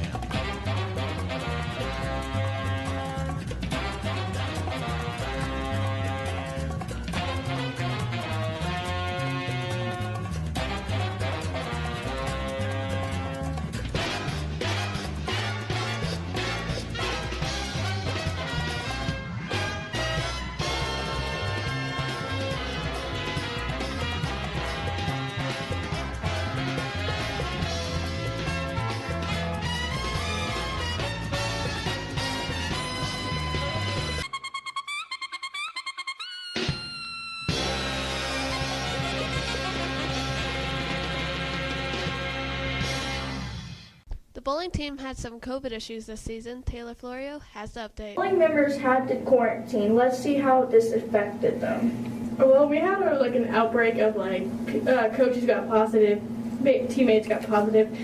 What happened was everyone quarantined for a little bit, and then we had to reschedule our first meet. How did COVID affect you guys? COVID affected us pretty hard. Every time I come back to school, I have COVID. The coaches, the players, everybody got COVID, so we had to miss our first game, but we rescheduled it. And then we rescheduled it again. That game went quickly. It's pretty good. They tried their best. They did all they can have. And 2 weeks ago. Okay, did you guys win your first meet? We had one boy, Jacob, don't know his last name, He won for varsity boys, and then varsity girls lost, and JV girls. Extremely fun. I'm Taylor Florio, and this is KCAT News. Thanks, Taylor. Caden Rasky gives us the upcoming forecast for this week. Weather news now. Hey Caden, what's the weather like for Monday? Well, I'm glad you asked, Carter. On Monday morning, we'll all wake up to a cold 28 degrees and warm up to a high of 61 around noon. Have some winds blowing from the southeast and around 10 to 20 miles an hour throughout the day. Expect some cloudy intervals, and close the day a cool 41 degrees. What's the weather for Tuesday? Oh, KJ, you too? Okay. The weather to start of the month of February on Tuesday is in the morning, expect the same around 41 in the morning and warm up to a cool 53. Bring a jacket or umbrella because noon expect showers up to 40% and winds coming from the northeast around 10 to 20 miles an hour. At the end of the day, bundle up heading home. It'll be a cold one with 19 degrees. Hey Caden, what's the weather for Wednesday? Austin, well, if you have to know, it'll be a late start and bundle up in the morning because it'll be a cold one with lows of 11 in the morning and eventually warm up to a chilly 28 degrees. Expect about 1 to 3 inches of snow. Sadly, this might not be enough to cancel school for a snow day. Little windier with speeds of blowing from the north at 15 to 20 miles an hour. Closing out the day is a chilly 11 degrees. What's the weather for Thursday? Weather for Thursday? Oh, yes. To start today, we'll have a skin-freezing temperature of 11 in the morning and warm up to a chilly 31 degrees. Winds from the north and around 10 to 15 miles an hour. What's the weather for Friday? Friday, the best day of all. In the morning, around 15, but we'll get to a warm 35 around noon. Still, some light winds from the northwest at 10 to 15 miles an hour. But leaving school, Friday expected to cool down to a cool 30 degrees. At your weather for this week, meteorologist Caden Rasky, KCAT News. Thanks, Caden. Ian Lawmeyer has the latest news. On August 26, 2021, Christopher Dietrich was in a car accident on his way to the school. We interviewed him about his accident and what he had to say about it. Everything that I did after the accident just felt terrible on my joints. It left me extremely sore, when I lifted and wrestled. But I knew that if I continued to stick with my routine, everything would get back to normal pretty soon. So having that little bit of knowledge kind of motivated me to stick with what I was doing. I was not only just upset because, I was looking forward to having a good season. After placing at state last year, I wanted to come back and place in all 3 sports. So first of all, I was upset about how I was going to do, but I was also pretty upset about some of my friends were seniors this year, so I wasn't able to run with them in cross country. But Coach let me stay for practice and go to some of the meets, so super thankful that Coach Roderick let me still be part of the team, even though I wasn't running. It's hard to say what's considered recovery because my shoulder still hurts sometimes and I need to take precautions in order to protect my ankle. I wasn't able to walk for 12 weeks, so if you count not being able to walk, it was about 12 weeks worth of recovery until I could walk in a boot. If you count until I was able to do everything I was before, I started wrestling last week, so probably about 21 weeks. But overall the recovery process is still going on, but I can still do a lot of things now. The 12 weeks where I wasn't able to walk was probably, without exaggeration, the worst weeks of my life. It just felt super long, and there wasn't much I could do, and I just kind of felt extremely helpless because I wasn't allowed. I was super slow doing things, and I had more restrictions on what I was allowed to do. So, yeah, the 12 weeks where I wasn't able to walk definitely felt longer than it actually was. I'm excited for this track season, and I'm excited how my recovery's going because I'm recovering pretty quick, considering the past couple weeks. I'm excited about the rest of this wrestling season, this upcoming track season, but I'm more excited about next year, my senior year, so I can focus more on the sports then without having to worry about life-threatening injuries, hopefully. After all he's gone through, Chris is looking forward towards his future in track and wrestling and knows that he'll get through this. Ian Wilmeyer, KCAT News. Last, Jonah Rolu brings students in to talk about the NFL playoffs. Welcome to the KCAT NFL recap. NFL playoffs are officially underway and there's a lot of action to run down. The playoffs kicked off with the Bengals defeating the Raiders 26-19, securing Cincinnati's first playoff win in 31 years. Later that night, the Patriots went to Buffalo to take on the Bills, but were immediately taken down by a final score of 41-17, led behind Josh Allen's 5 touchdowns. The playoffs continued the next day with the Tom Brady-led Buccaneers defeating the Eagles 31-15 in what was easily one of the most uneventful matchups of the weekend. Then the 49ers came into Dallas to defeat the Cowboys 23-17, and this was the first upset of the playoffs. Later that night, the Steelers, hoping for one last playoff run with Ben Roethlisberger, fell short to the Chiefs by a final score of 42-21. Wildcard action concluded Monday night between the Rams and the Cardinals, a game that we were excited for all week, but turned out to be a blowout, with the Rams taking that one 34-11. With the divisional round starting in just a few days, let's take a look at some other students' predictions for the rest of the playoffs. I'm here with Skyler Smith, and we're here to talk about our predictions for the remainder of the NFL season. Okay, first game will be the Titans versus the Bengals. Kyler, who do you have for that one? I have the Bengals winning that one. Why is that? Joe Burrow, in my opinion, is a better quarterback than Ryan Tannehill, and the Bengals' offense has been explosive lately, and Derrick Henry just coming back from an injury. I don't think he'll do that well. All right. I will pick the Titans because I believe in Derrick Henry, and I'm a big fan of him, so we'll see how that goes. The next AFC game, Chiefs versus Bills. Kyler, what are your thoughts? I have the Chiefs in that one. Chiefs playing at Arrowhead. That stadium gets loud, and I don't think Josh Allen will handle the pressure that well from the Chiefs defense. All right, I also think the Chiefs because they are killer at Arrowhead, and I don't see the Bills being able to come in there and get that win. The first NFC game, Packers versus 49ers. Kyler, who do you have? I have the Packers winning that one.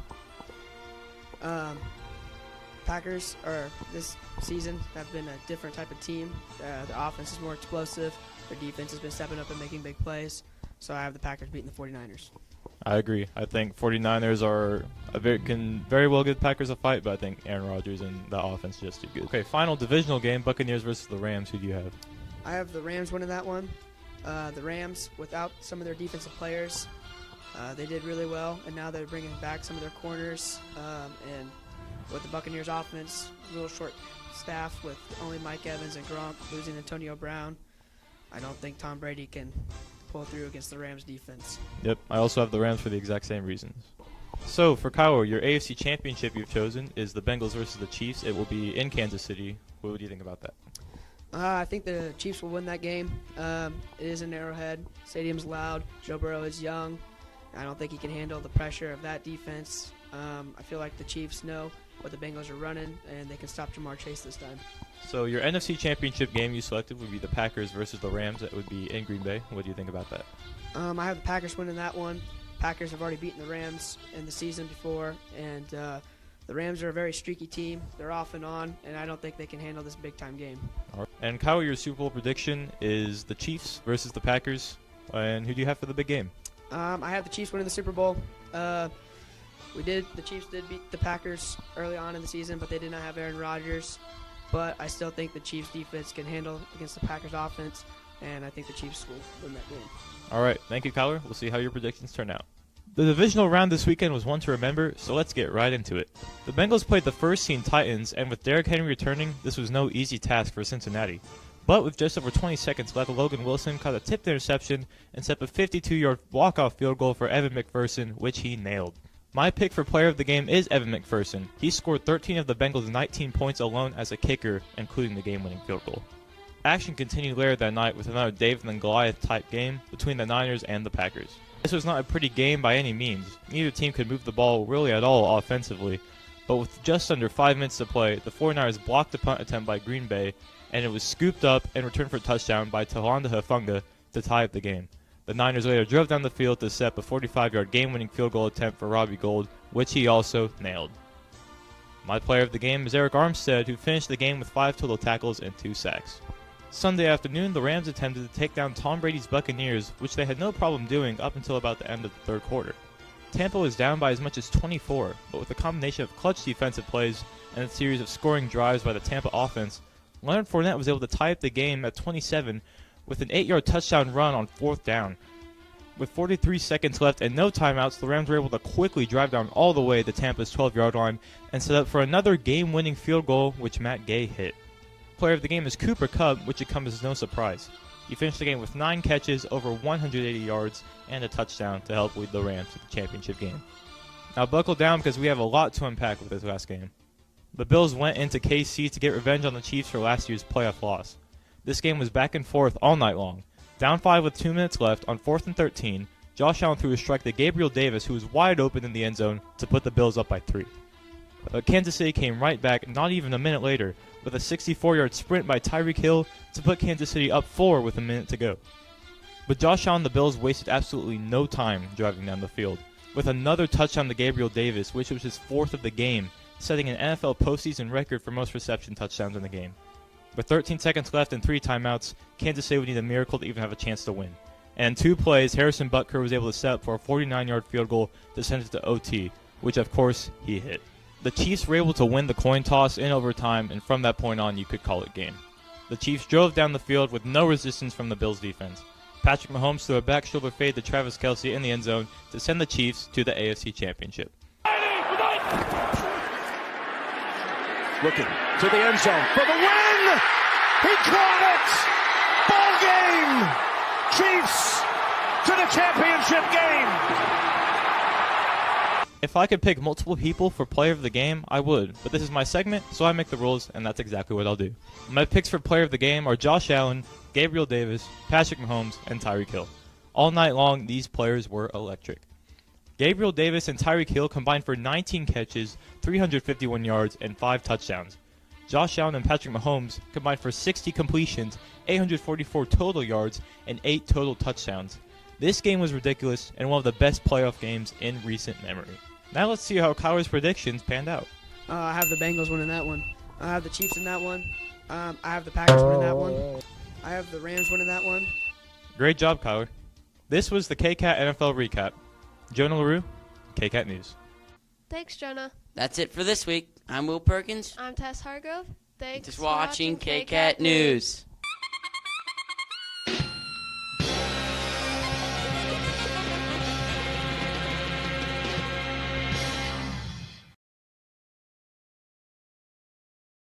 Welcome back to episode 12 of KCAT News. We'll go to Ian covering the Blacklight Pep Assembly.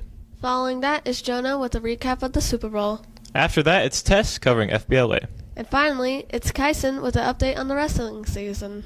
I'm Jonah LaRue. I'm Tess Hargrove. And this is KCAT News.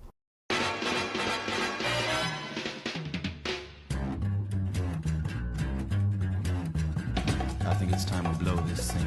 Get everybody in the stuff together. Okay, 3, 2, 1, let's jam.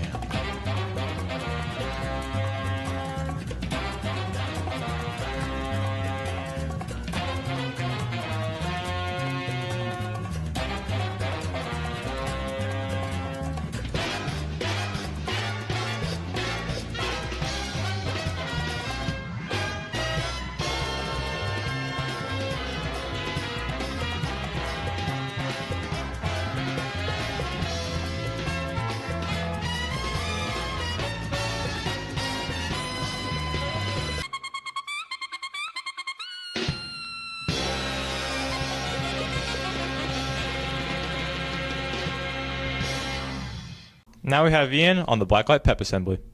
We interviewed some people about Tuesday's Blacklight Assembly and what they had to say about it. Yeah, the assembly was really, it's always really exciting every year, knowing the lights are off and bright colors and having everyone so excited.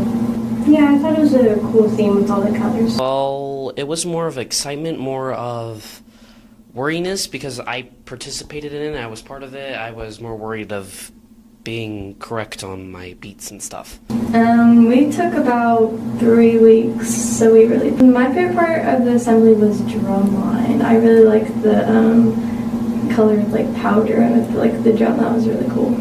That was their experience with the assembly and what they had to say about it. Ian Lobmeyer, KCAT News. Thanks, Ian. Next up is Jonah with the Super Bowl recap. Welcome back to the KCAT NFL Recap. Last weekend, the Bengals and the Rams faced off in the big game, and it was one to remember, so let's get right into it. The Rams took an early 7-0 lead off a passing touchdown to Odell Beckham, but then the Bengals were able to drive down and score and get a field goal, making the score 7-3. But the Rams were not messing around and came back with another touchdown of their own, but they missed the extra point, making the score 13-3. After a long drive from Cincinnati, the running back Joe Mixon threw a touchdown pass to T. Higgins in the back of the end zone. This made the score 13-10, and this ended up being the last score of the half as neither team could get anything going. But Cincinnati came out of the locker room ready to play. Off of the first play from scrimmage, Joe Burrow hit T. Higgins on a 75-yard bomb to the end zone. And then not even a few plays later, Matthew Stafford was picked off by Chidobe Awuzie, giving the Bengals the ball back. However, the Rams defense stood strong, only allowing a field goal off of this interception. But the Rams quickly answered back and were able to drive down, score, and get themselves a field goal, making the score 20-16. After this, no team would be able to score until late in the fourth quarter, and that team was the Rams. Stafford and Kupp led a drive all the way down inside the 5, and Matthew Stafford was able to hit Kupp in the back of the end zone, getting him his second touchdown of the game with just under 2 minutes to play. With the season on the line, the Bengals needed a score here. Cincinnati was able to drive down to just about midfield, but stalled out for a few plays. On 4th and 1, Aaron Donald brought pressure and swung down Joe Burrow, forcing an incompletion, and the Rams would get the ball with a turnover on downs. With this, they kneel the ball out, and the Rams would become the 2022 Super Bowl champions. The Super Bowl MVP was awarded to Cooper Kupp, who finished the game with 8 catches, 92 yards, and 2 touchdowns. Well, that's all for this season. This was the KCAT NFL Recap. Jonah LaRue, KCAT News. Thanks, Jonah. Now it's Tess covering FBLA.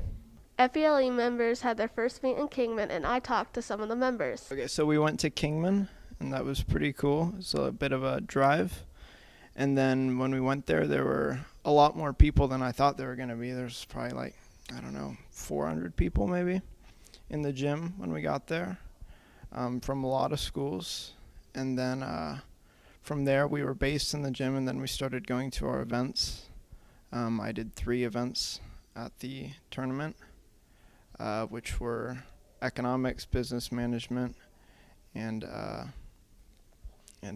e-business. So we went to Kingman, and I did UX design, computer applications, and video game simulation.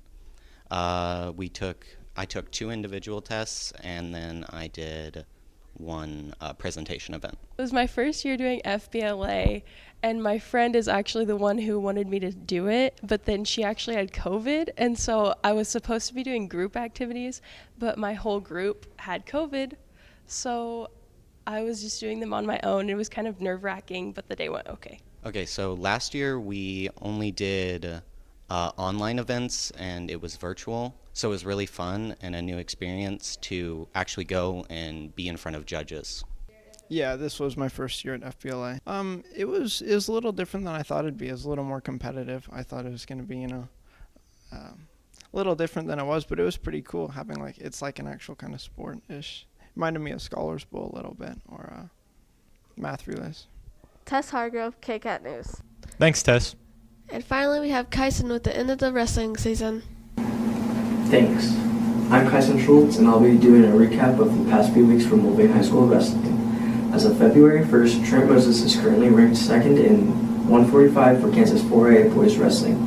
Boys 4A regionals are scheduled for February 19th to qualify for the state tournament on February 25th and 26th.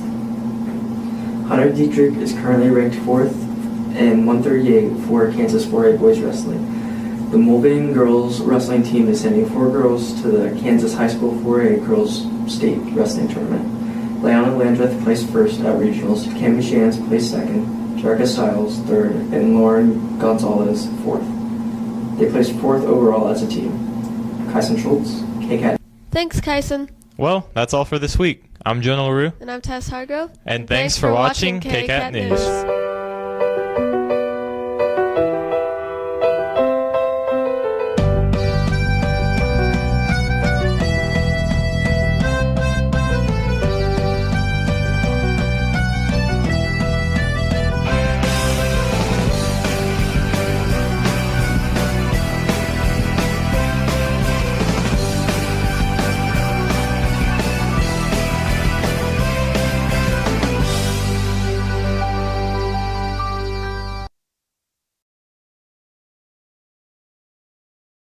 Welcome back to episode 13 of KCAT News. To get us started, we'll have Will with the brand new KCAT music mix-up. Following that will be Caden with a weather update. Then it will be Nicole with the final recap on girls basketball. I'm Jonah LaRue. And I'm Tess Hargrove. And this is KCAT News.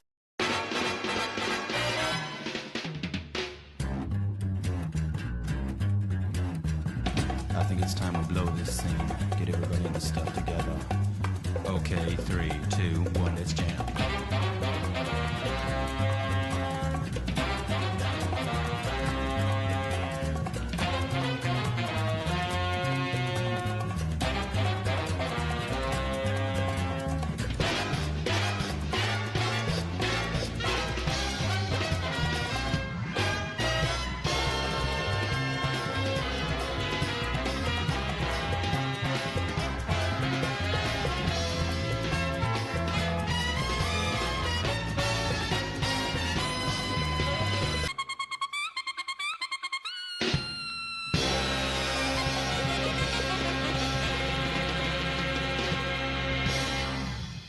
First up is Will with an all-new KCAT music mix-up. Thanks, guys. We brought back KCAT Music Mix-Up, where we bring in students to see if they know their music songs. I'm gonna take my horse to the old town road. I'm gonna ride till I can't no more. Gonna take my horse To the old town road, I'm gonna ride till I can't no more. I got the horses in the back. Lil Nas X. Old Town Road. Would you listen to it again? Probably not. Wait, this isn't how lyrics.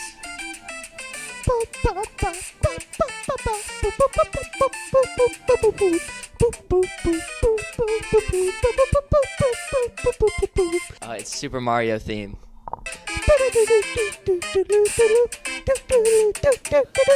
Yeah, that's Super Mario Bros. 1, World 1-1.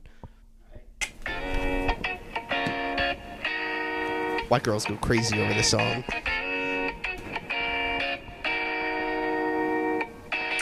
I hopped out the plane in LES again.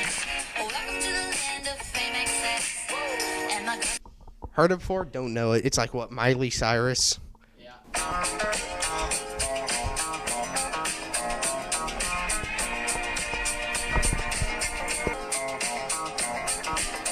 You can tell by the way I use my walk. I'm a woman's man. No time, no time. You should love. Yes, I know it's by the Bee Gees. Bee Gees. Oh, Staying Alive. That's what it is. Staying Alive. Hold on. It's getting to the part where it says the name. Staying Alive. There it is.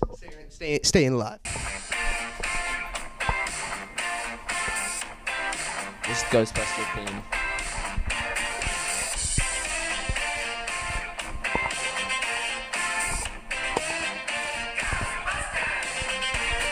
Something strange in your neighborhood. Who you gonna call? Ghostbusters. Ghostbusters. Something weird. No good. Who you gonna call? Ghostbusters. Ghostbusters.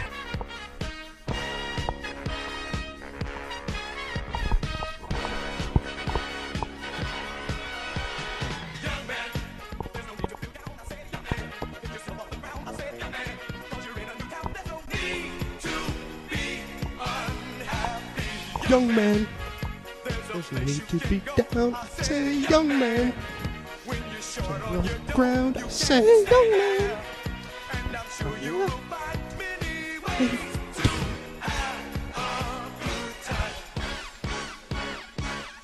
Fun to stay at the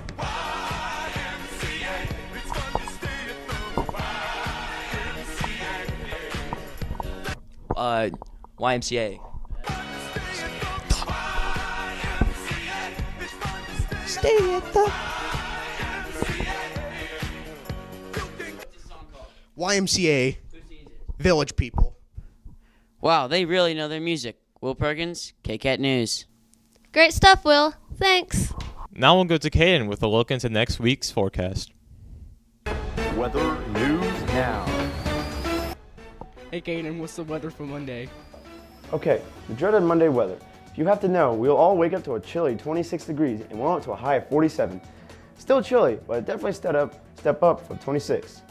Little windy with wind speeds from the north from 10 to 20 miles an hour, and no chance of rain. But chances of freezing rain, so there's that. Hey, Caden, what's the weather for Tuesday? Oh, Tuesday. Yeah, we kind of have to talk about Tuesday, I guess. Tuesday morning, we'll all wake up to freezing temperatures of 27 and warm up to cold 47 degrees. You got winds from the north at 10 to 20 miles an hour, and to close out the day, we'll have cold temperatures of 27. Hey, Caden, what's the weather for Wednesday? Wednesday, the middle of the week, the day to signify that we're halfway over. To wake up in the morning, we have a chilly of 30 degrees, but warm up to warmer temperatures of 50.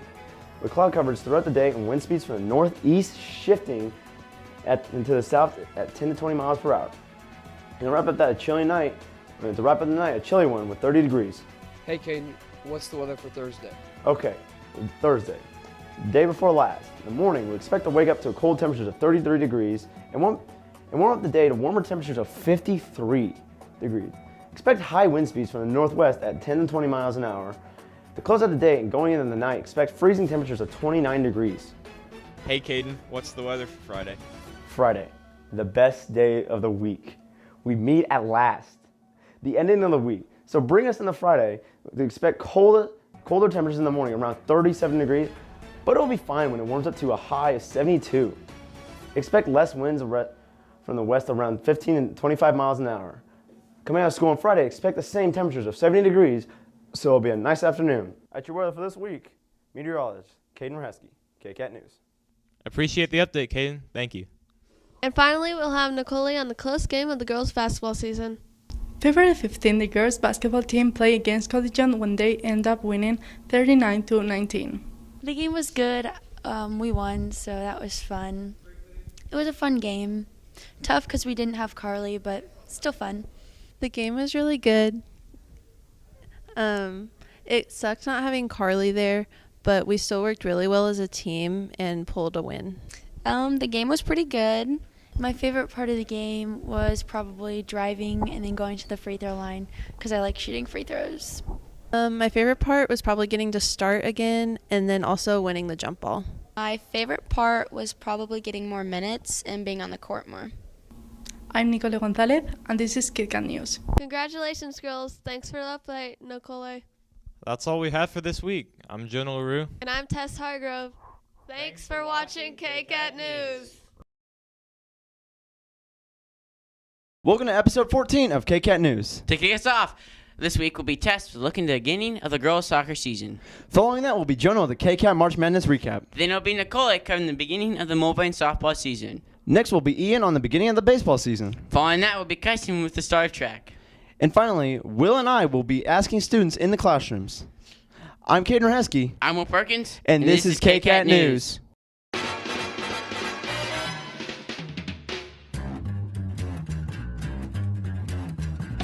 think it's time we blow this scene. Get everybody in the stuff together. Okay, 3, 2, 1, let's jam.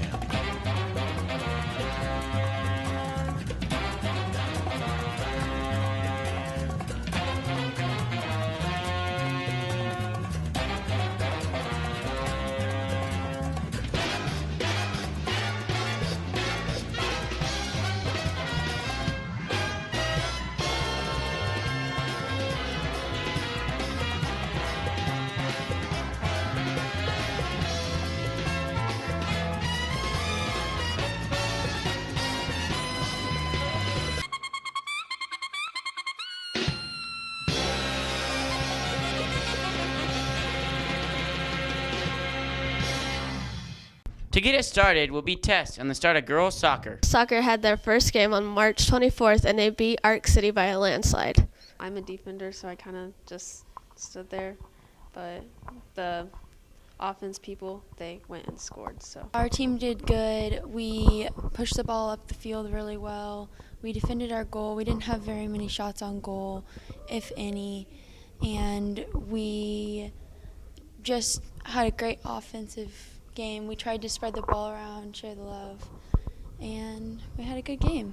The game, it was good. I mean, we won 10-0. We didn't honestly play the whole game because we could tend them, but it was good. I mean, we had a lot of people score. It was good passing. It was just good to get on the my favorite part was watching my friend Emma score her goals because I was really excited for her because she was kind of struggling at the beginning. My favorite part about the game was seeing how happy my team was when we scored and just enjoyed cheering on my team. was honestly probably seeing like the new upcoming freshmen and like new girls just really like play and see how they work together. I think we're going to do good. We have a really good team this year. We have a lot of people who are really good, so hopefully we do good. I think my team will do good if we keep the positivity up and keep doing as best as we can. I think we're going to do really good this year. I mean, we had an amazing season last year, and we have a lot coming back, so I think it's going to be a really good year. Tess Hargrove, KCAT News. Good luck, girls. Thanks. Next up is Jonah with the KCAT March Madness recap. March Madness is underway, and we had an exciting weekend of games to start the tournament. There were a total of 17 upsets throughout the first 48 games, and we're now narrowed down to the Sweet 16.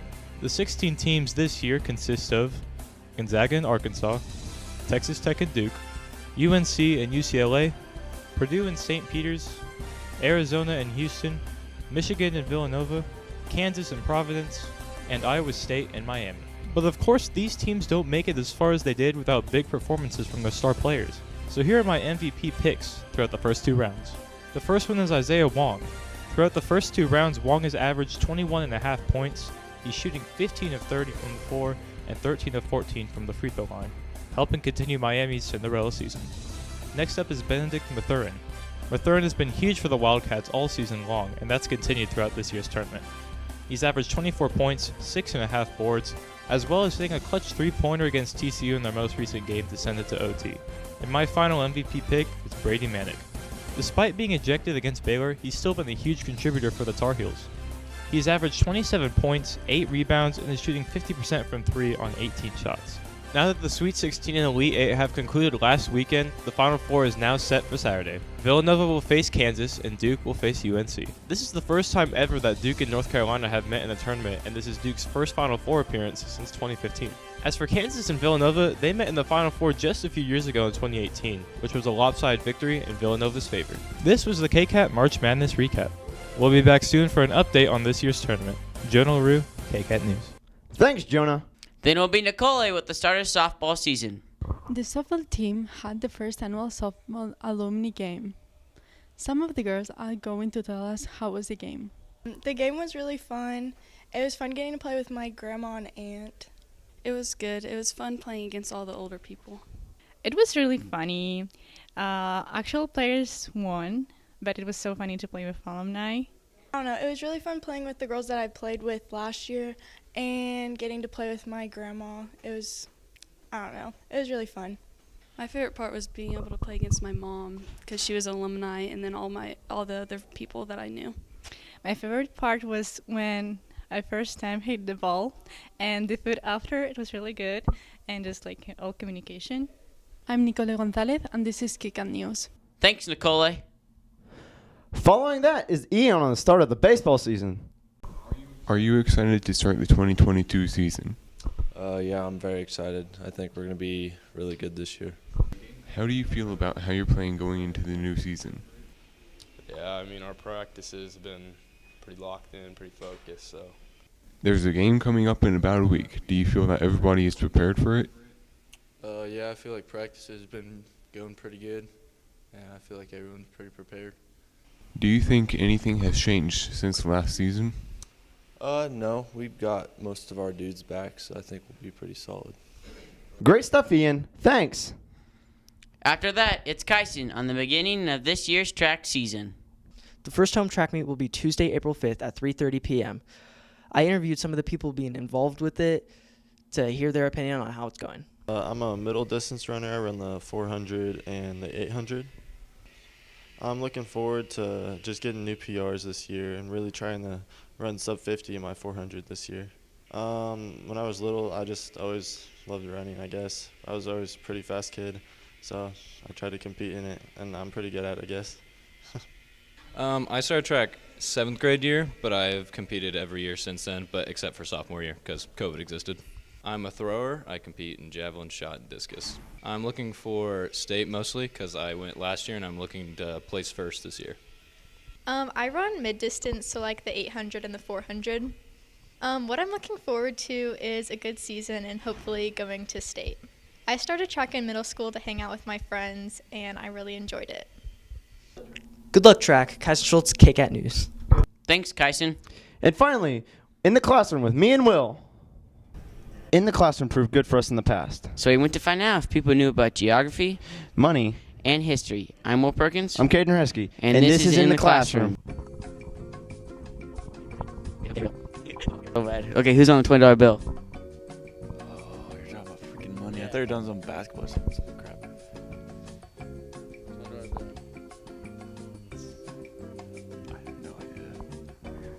Who's on the $20 bill? I don't know. All right, can you point out on that where South Dakota is?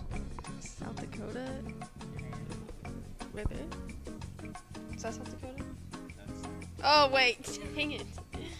That's South Dakota? Yo, Austin, I have a question for you. Where's North Carolina on this map?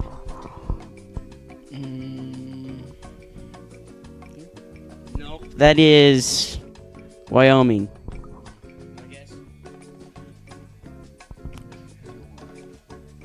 Nope, you're going the wrong way. That's Idaho. Can you tell me where Kansas is? Nope. Okay. Can you tell me where Kansas is? That one right there. That's good. Do you know who the first president of the United States is? Nah. Okay. Who's on the $20 bill? Kanye West. Good answer. All right. Who's on the penny? Who's on the $20 bill? Andrew Jackson. All right. Can you tell me where Minnesota is? Minnesota. Isn't it like right here? That's Iowa. What about Alaska? Alaska's this one. That's good. Okay, where's Kansas? That one. That's good. Where's Oregon? Oh, I don't know. I told you to ask me where Kansas is. Where's Oregon? Yes. Is that Oregon? No, that's Wyoming. How am I supposed to know? Somewhere over here in this general vicinity? Okay, that's good. Jada, I got a question for you. Who is the 33rd president of the United States? I have no idea. Trey, you know? Well, how about you take a guess? I don't even know any names. Who's on the $5 bill? Who's on the $5 bill? Who's on it? You know. I got a map for you. Point out Nevada. I don't know. Try again. I don't know. Over here?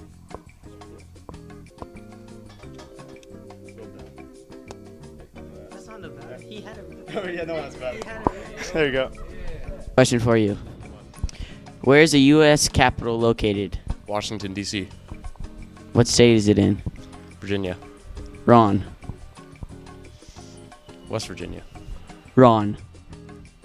Where? I don't even know. Wow, looks like we all need to work on history and geography. Thanks for watching. Caden Resky. Will Perkins? KCAT News. Great stuff, everyone. We'll be back next week with another episode. I'm Will Perkins. And I'm Caden Resky. And So thanks for watching KCAT News. Hello, everyone, and welcome back to episode 15 of KCAT News. We have an exciting lineup of segments for you today. To start our lineup, we have Tess with the midseason update on the girls' soccer team.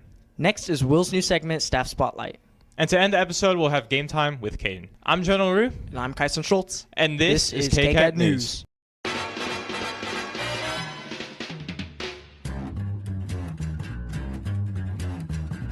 think it's time to blow this scene. Get everybody in the stuff together. Okay, 3, 2, 1, let's jam.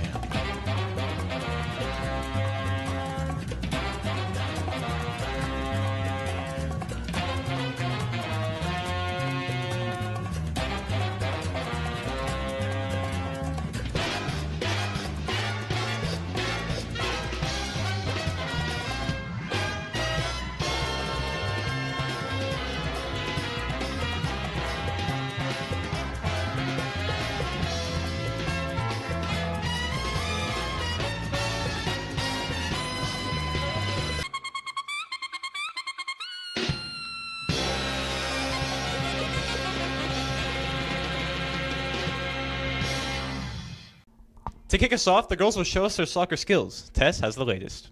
Girls soccer has been wonderful this season, and so I talked to some of the players to see how their progress and how their season has went. The season has been doing very good. There's lots of improvement everywhere, all over the team, both on JV and varsity. And so far, varsity, I think, has only lost one game, and JV has, I think, lost 2 or 3, but we've won the rest.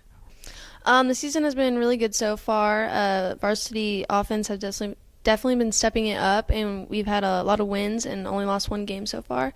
And the back line has definitely improved, and we're definitely getting our connection back there a lot better. I think the season's actually been going really good. Like, we've been working together as a team really well, and we're winning a lot. So. My favorite part is definitely just the connections with my teammates. I feel like our bond is a lot stronger this year. So, probably just talking to the people in some practices. There was a practice on April Fool's Day where we ran away from Myers as our April Fool's joke, and that was pretty fun. My favorite part would probably be ending the games early, because then I can go home early, and probably hanging out with my friends that are seniors too. Tess Hargrove, KCAT News. Good luck, girls, on the rest of the season. To show our appreciation to the teachers of Mulvane High School, Will is giving his take on the teacher appreciation. Have you ever wondered who cleaned up after you at school? Well, head janitor Maria is your answer. Whether it's cleaning the commons after lunch or cleaning the bathrooms, she's there when you make a mess. So let's get to know her a little bit better on our first Staff Spotlight. My name is Maria Mendoza, and I'm from Mexico. How long have you been working at the school? 13 years. And what's difficult about it? To maintain clean. What do you look forward to in your day? To finish my work. What's the best part about working here? Be with the kids. What's what you didn't expect it? To be more respectful the kids. Don't make so much mess. Thanks, Maria, and thank you for all you do for the school. Will Perkins, KCAT News. Thank you, Maria, for all your hard work and what you do for the school. And finally, to wrap up the episode, Caden shows us how to relax again with game time. Video games can help people relax by taking their minds off unnecessary things. So I brought in a couple of people to play some games and take their mind off. I'm Caden Heskey, and this is Game Time. I'm Mackenzie Swain. All right. So today we're playing Minecraft. Out of all the updates that's been out, what has been your favorite? That's Probably the newer updates, mainly because I used to watch a lot of modded Minecraft and like newer Minecraft, so I was like really excited for all that to come out. And then I finally got my PC and I started playing all modded stuff, so probably newer updates. So you got a favorite mob in the game, or? Favorite mob? I have to say Enderman. They're just cool looking. Enderman. So out of all the Minecraft YouTubers you have watched in the past, which one has been your favorite? Just to stick around. The OG one I watched was Stampy, and he's still been my favorite. He was so fun to watch.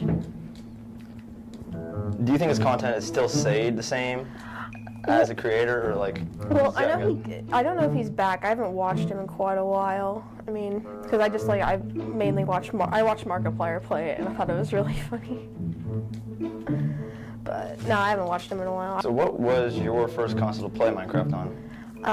PS3. PS3? Mm-hmm. And do you know that date or like what time frame? 2014, Minecraft was like the first game I got. Would you say you'd more rather the actual survival or just creative in general? I like creating, but I prefer survival because like getting the materials and all that, it seems more like enjoyable than just getting into a bench work area. Yeah.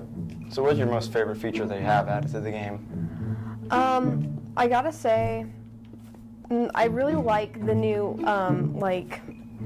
what is it called? I like the new caves. They're really pretty, like the lush caves and all that. The problem is just like how big the caves are, and then you are unable to get out and you get surrounded. So do you have any good strategies to just progress through the game, or is it like? My strategy is normally to first build a house and then build a farm to try and get everything together so I have enough food to sustain myself.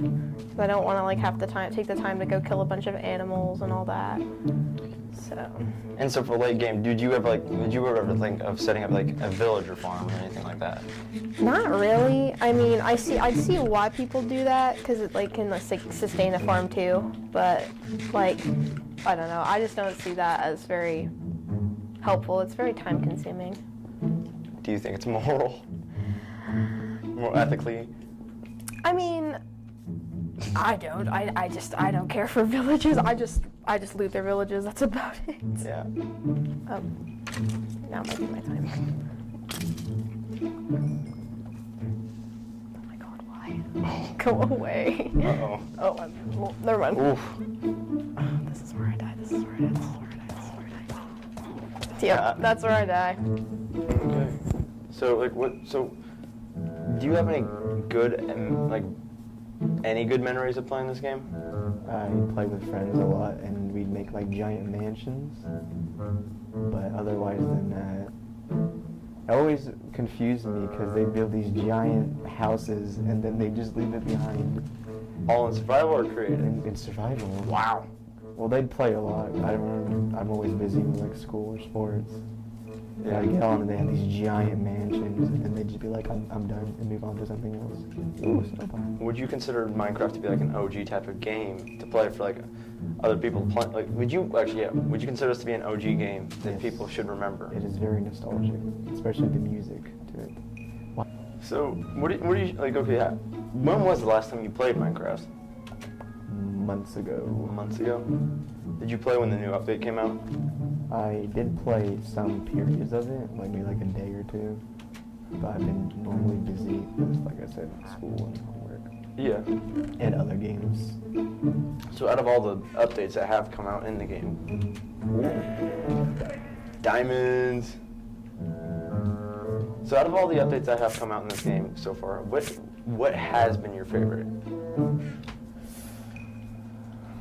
It's a controversial question right there. Yeah, controversial, but a good one.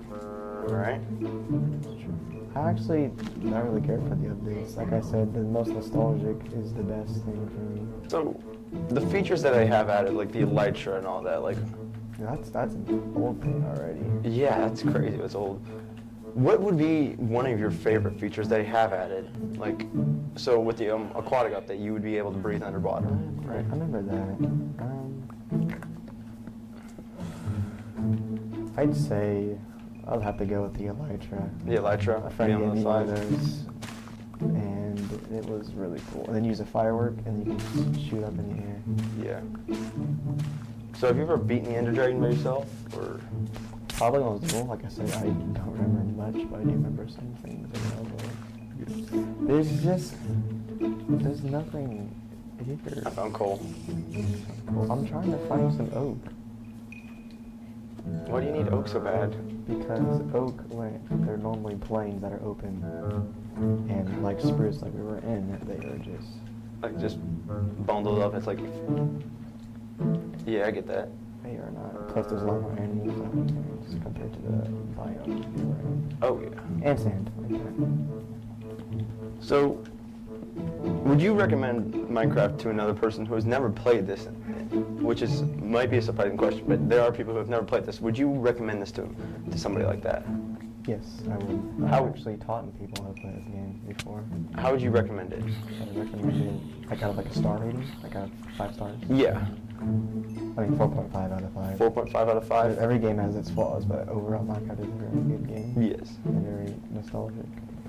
Oh, that's a witch. Yeah, I'd stay away from that witch, and I'm about to die. I am about to die. You're gonna die. I think we've been very separated. Yes. That's a skeleton. That's a skeleton. Alright, I still got diamonds out here. Hold up, we gotta build like a shack. How do I do this? Idea. How about I make like a hunter's outpost? A hunter's outpost? Yes. Did you head away from the water? The water? Yeah, the ocean. That makes spruce wood. What? Okay, I'm gonna try and head over to your direction. This is not safe at all. I'm gonna die. Okay, we good now. Bro.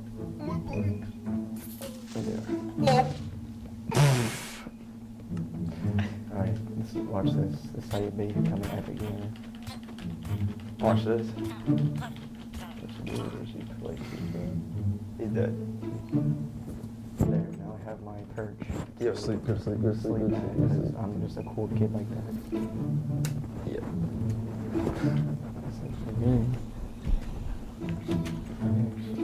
Alright, okay. Thanks for watching the cool kids play Minecraft. Just say thanks for watching KCAT. Thanks for watching KCAT. Thank you, Mackenzie. Thank you, Matthew, for coming in. I'm Caden Hresky, KCAT News. Great game choice, Caden. That's all for this week's episode. I'm Kyson Schultz. I'm Jonah Rue. And thanks for watching KCAT News.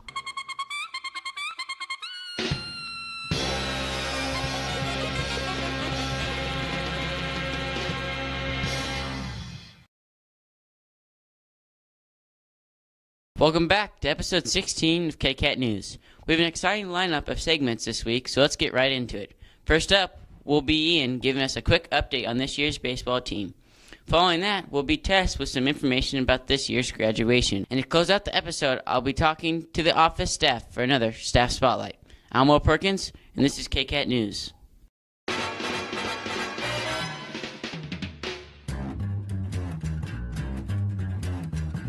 I think it's time to blow this scene. Get everybody in the stuff together. Okay, 3, 2, 1, let's jam.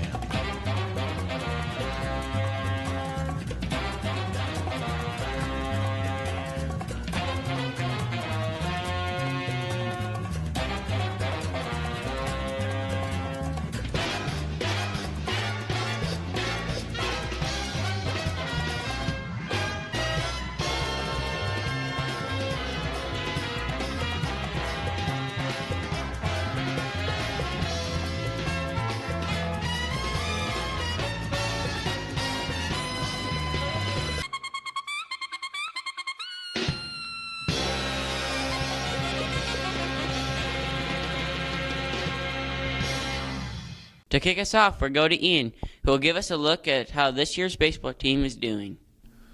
We interviewed some players on the Mulvane High School baseball team over their current season and what they have to say about it. How do you feel about your competition going in against Wellington in your upcoming game? Pretty confident. I think we'll get an easy sweep. What are you guys looking to do as a team going into regionals? I think just playing to our best potential and going out and getting a win. What are you guys looking to do as a team going into regionals? Just get our arms right, have all our pitchers, and we'll be good. You started off the season with a loss. Did that make out the option list at all? No, we played a really good team. None of them speak English, and we held our own with them the first game. So you currently have more wins than losses. Do you think you can keep that up until the end of the season? Yeah, with the sweep with Wellington, and then Bueller's pretty solid, but I think we can compete with them. So. It looks like hopes are high for the team finishing their season. Ian Wilmeyer, KCAT News. Thanks, Ian, and good luck to the baseball team. Now I'll be Tess with some quick information on this year's graduation. Graduation is this Sunday, so I talked to Cal about what should be expected. Well, hello, KCAT. Thanks for having me on. I am super excited about graduation on Sunday, that it is going to look awesome, and we're going to give every one of our seniors a chance to walk across that stage and have their name called and have everybody cheer for them. So we will be at the Kansas Star Arena. The ceremony is going to start at 3. And so seniors need to be there by 2:35 so we can get everybody checked in, lined up. And then our band will be there, and Esprit will be there, and they're going to do their sound check early to make sure they are ready to go. And at 3 o'clock then we're going to process in the seniors and the faculty and staff, the Board of Education and Administration. We'll get everybody in there and celebrate our seniors in style. So we are excited about that. If you have any questions, get in touch with the office. Tess Hargrove, KCAT News. Thanks, Tess, and congratulations to the seniors. And to close out the episode, we'll be interviewing the office staff for another edition of Staff Spotlight. Who does attendance, school phone calls, and always has smiles on their faces? That would be the secretaries. On our second Staff Spotlight, we get to know the ladies in the office a little bit better.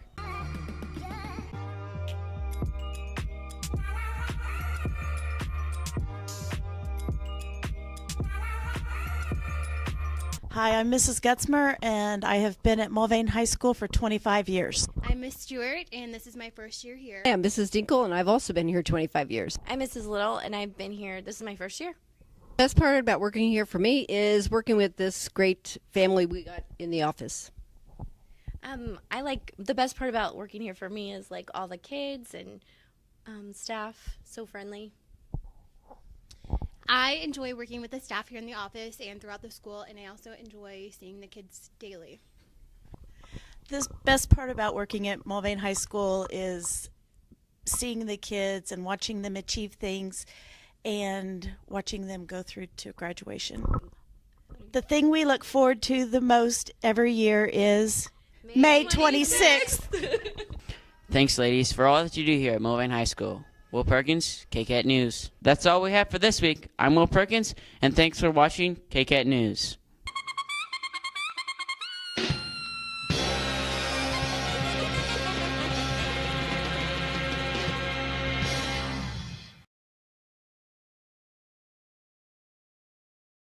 Welcome to the final episode of the 2021-22 KCAT season.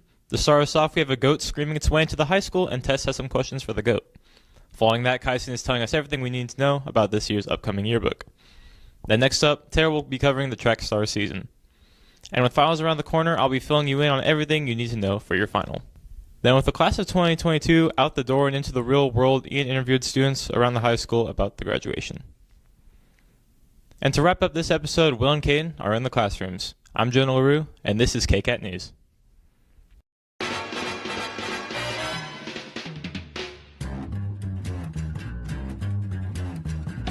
think it's time we blow this scene. Get everybody in the stuff together. Okay, 3, 2, 1, let's jam.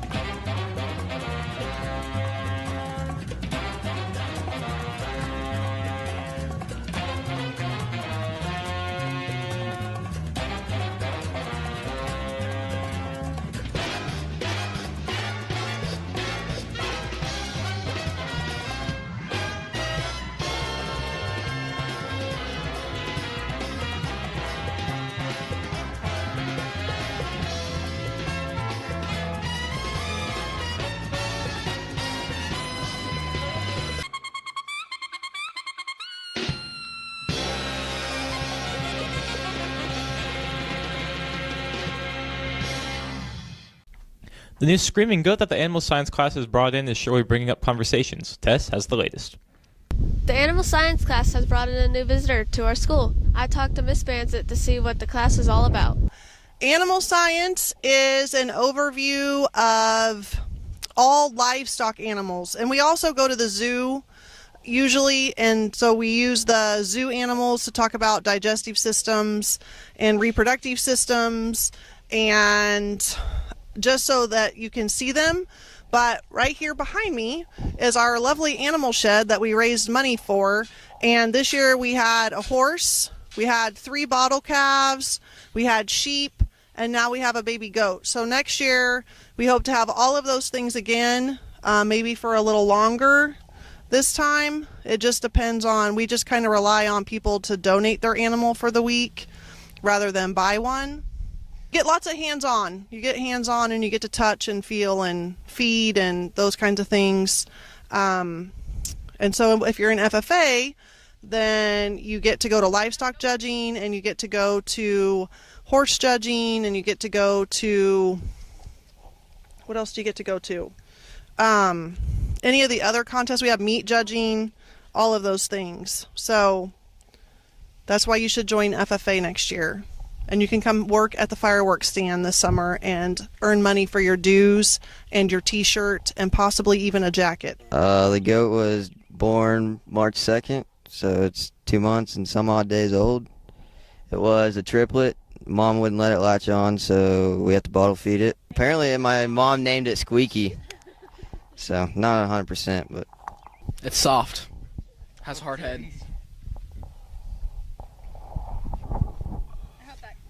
What's your favorite thing about the goat?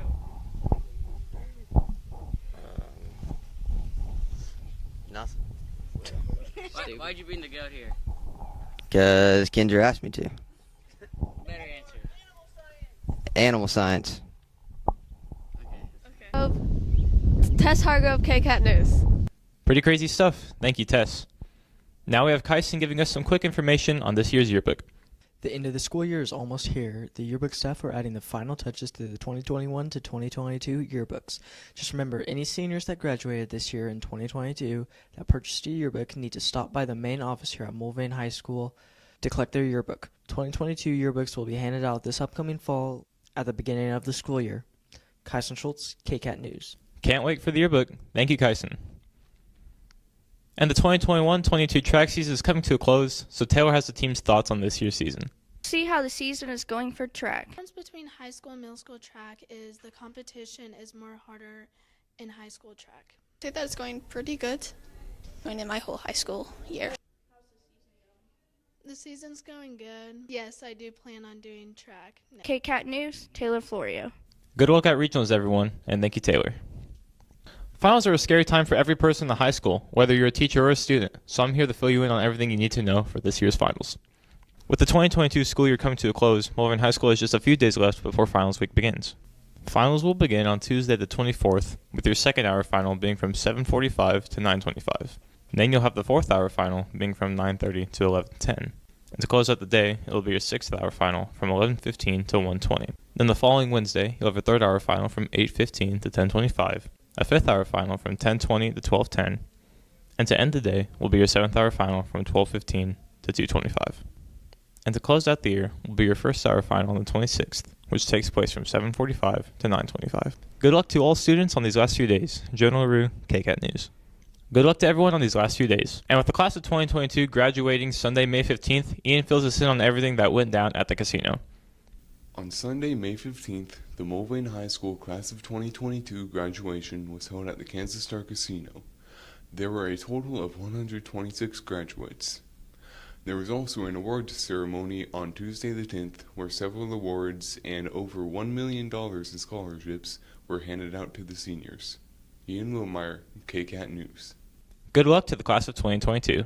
And to wrap up this episode, an annual tradition that Will and Caden bring every year. To end this episode, we have In the Classroom. For the last episode of KCAT News for the 2022 school year, me and Caden decided to bring back In the Classroom. We interviewed students about their school year and what their plans are for the summer. I'm Caden Resky. I'm Will Perkins. And this is In the Classroom. Hey, tell me about your school year.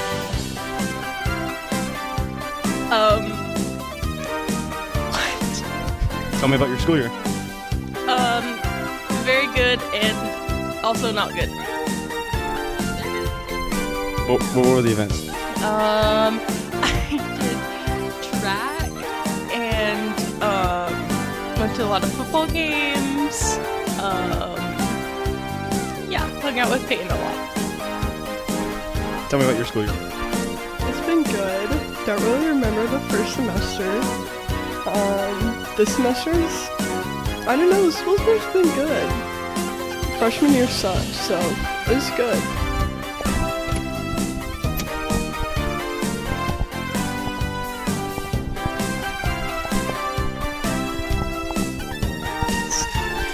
How was this school year? Are you looking forward to the summer?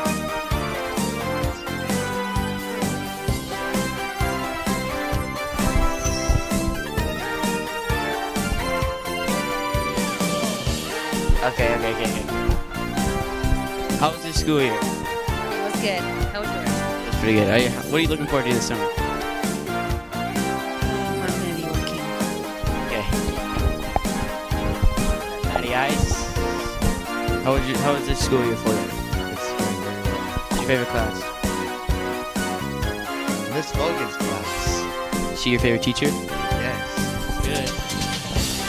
Hey. How was the school year for you? Pretty good. What are you looking forward to this summer? What are you listening to?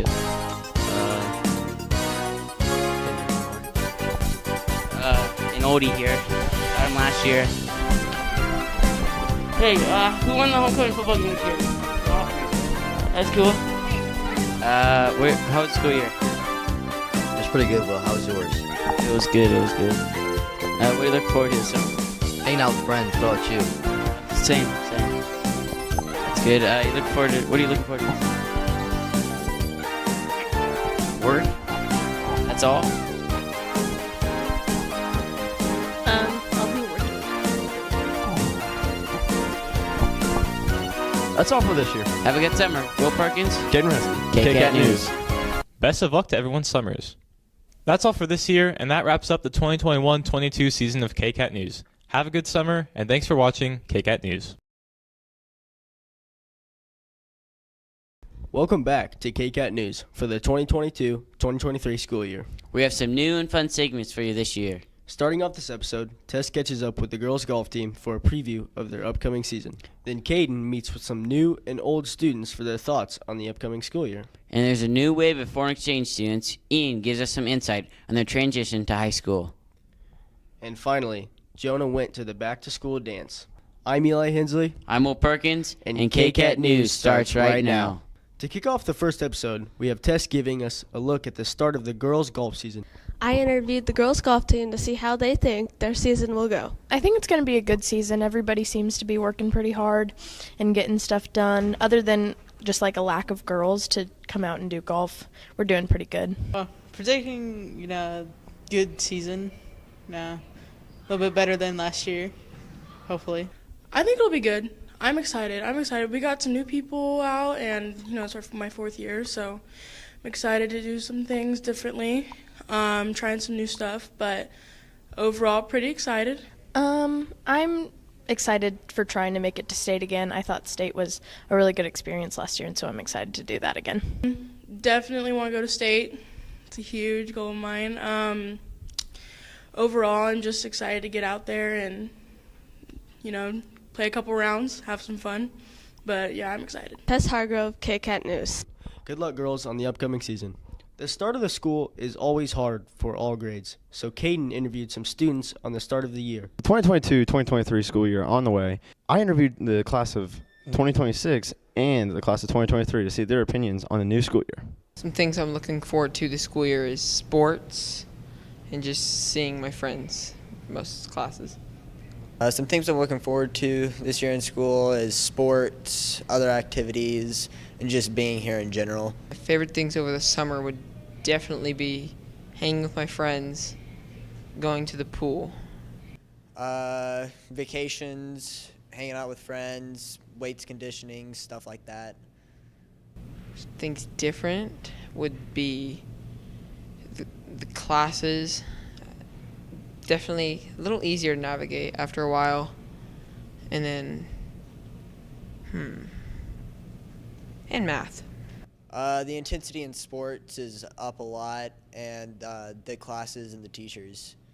Some things I'm going to miss going into my senior year is Free time. I'd say free time. free time. I do miss power hour from freshman year, but that's about it. My plans for outside of school, I'm going to go to either Manhattan or Wichita for college and work to be a psychiatrist. My plans for after school, I'm going to go higher in the nursing field. My summer was super boring, but it's also very relaxing. My summer was super busy. I worked the whole time. I'm a CNA. Good luck to everybody on the new school year. Caden Resky, KCAT News. Good luck, everyone, on the upcoming year. With the new foreign exchange students here, Ian has caught us up to speed on introducing them. There are 3 new foreign exchange students here at the high school, and we got to interview them about their time here. I'm from Ukraine. I have been already to the United States for 1 year. It's gonna be my 2nd year already.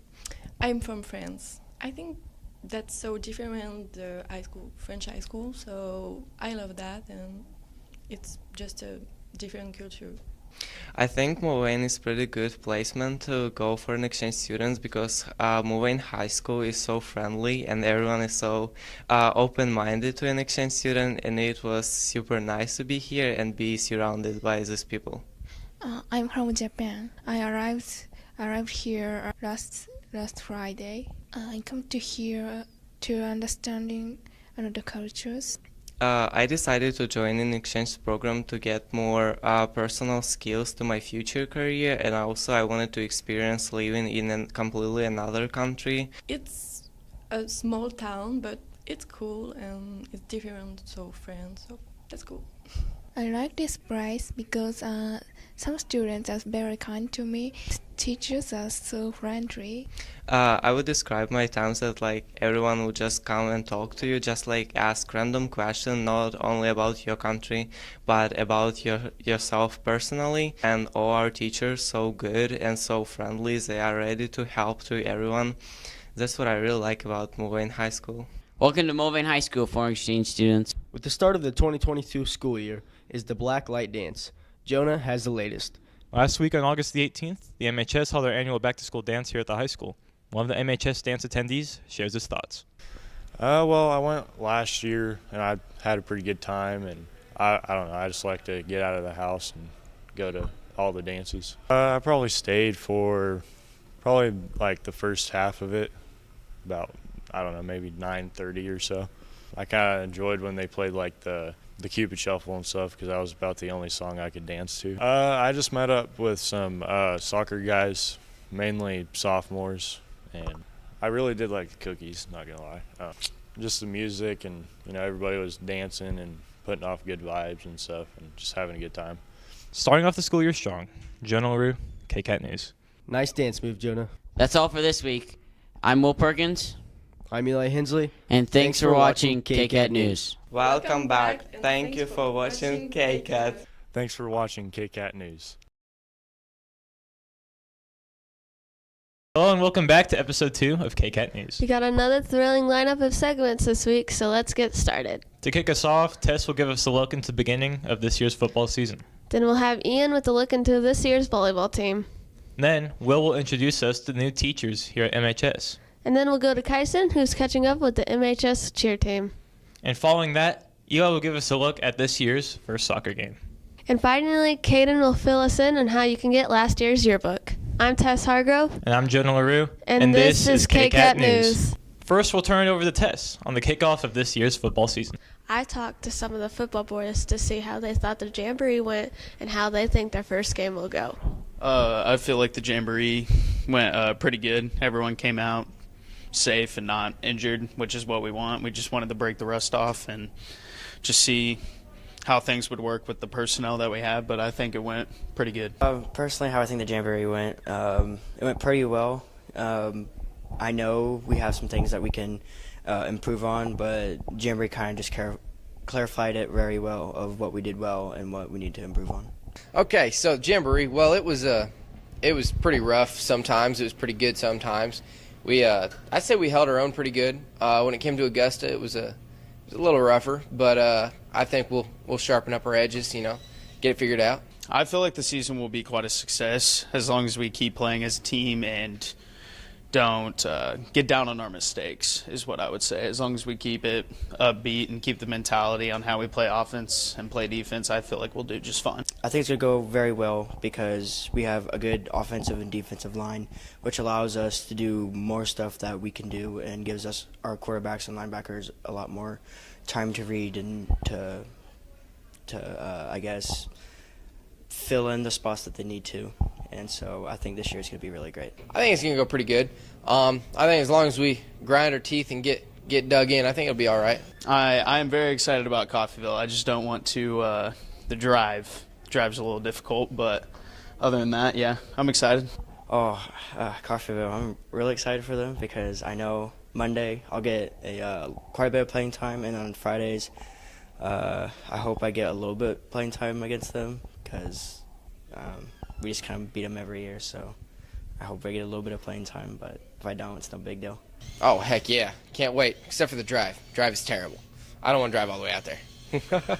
Tess Hargrove, KCAT News. Good luck, team, and thanks, Tess. Next up, we'll serve it to Ian with the start of the volleyball season. We interviewed some members of the girls' volleyball team about the new season. Here's what they have to say about it. I've been playing volleyball for Mulvane for about 7 years. So like 6th grade and middle school is when I started. I feel really good about it. I feel like we have a really good team dynamic and we all get along really well and we're going to have a lot of fun.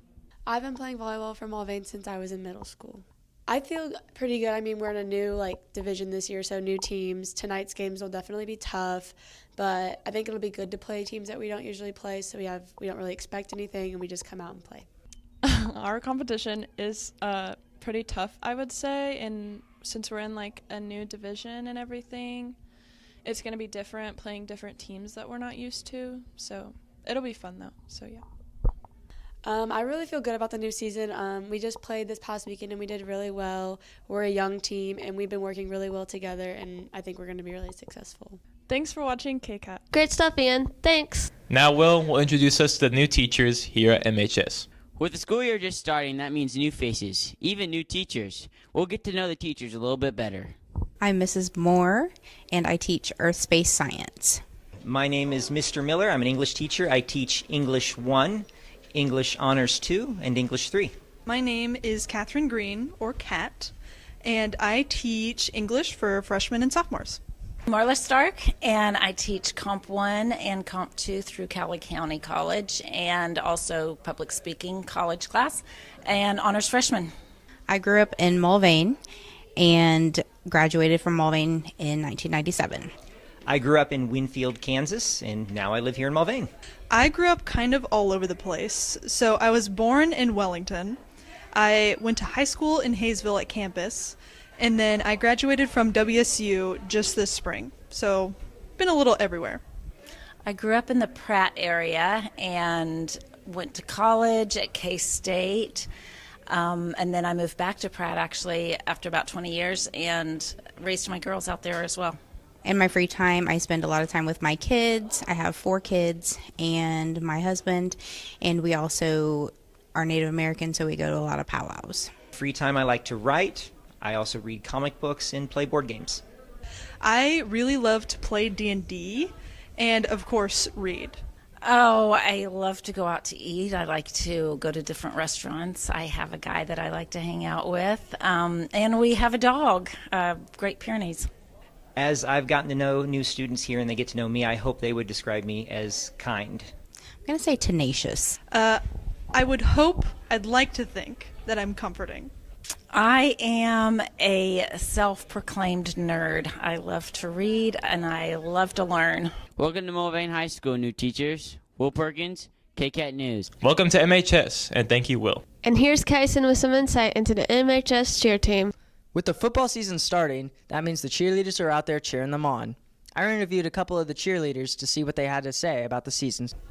I think this season will go pretty good. We have a lot of new talents on the team, so it'll be nice to see how we can use those in future routines. My opinion on cheer camp is it was fun. It was really tiring though, and it was hot, but it was fun. I'm excited for homecoming and for all the themes and just football games in general, and I don't know, making people rowdy, I guess. Cheer so far is good, but I still miss dance, but I wouldn't go back, so I like cheer. What I like most about cheer is probably making new friends. The jamboree was good. It was nice to see everybody in the stands again and on the field and running plays and just getting to cheer on our team in school. Good luck on this year. Kyson Schultz, KCAT News. Thanks, Kyson. That's all we have for this week's episode. I'm Jonah LaRue. And I'm Tess Hargrove. And thanks for watching KCAT News. Welcome back. Thanks for watching KCAT. Welcome back. Thanks for watching KCAT. Welcome back. Thanks for watching KCAT. Welcome back. Thanks for watching KCAT. Welcome back. Thanks for watching KCAT. Welcome back. Thanks for watching KCAT. Welcome back. Thanks for watching KCAT. Welcome back. Thanks for watching KCAT. Welcome back. Welcome back. Thanks for watching KCAT. Welcome back. Thanks for watching KCAT. Welcome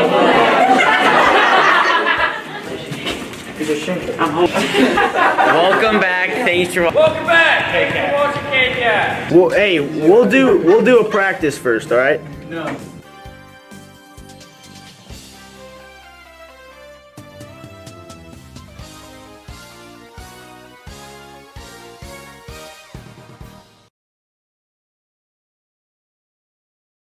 Hello and welcome back to the third episode of KCAT News.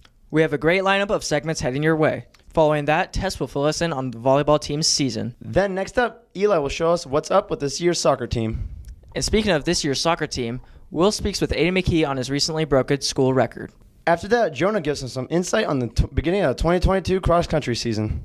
Then Caden will catch up with some of the football team on their upcoming game. And finally, Kyson gives us a look into FFA. I'm Caden Reheske. I'm Kyson Schultz. And this is KCAT News.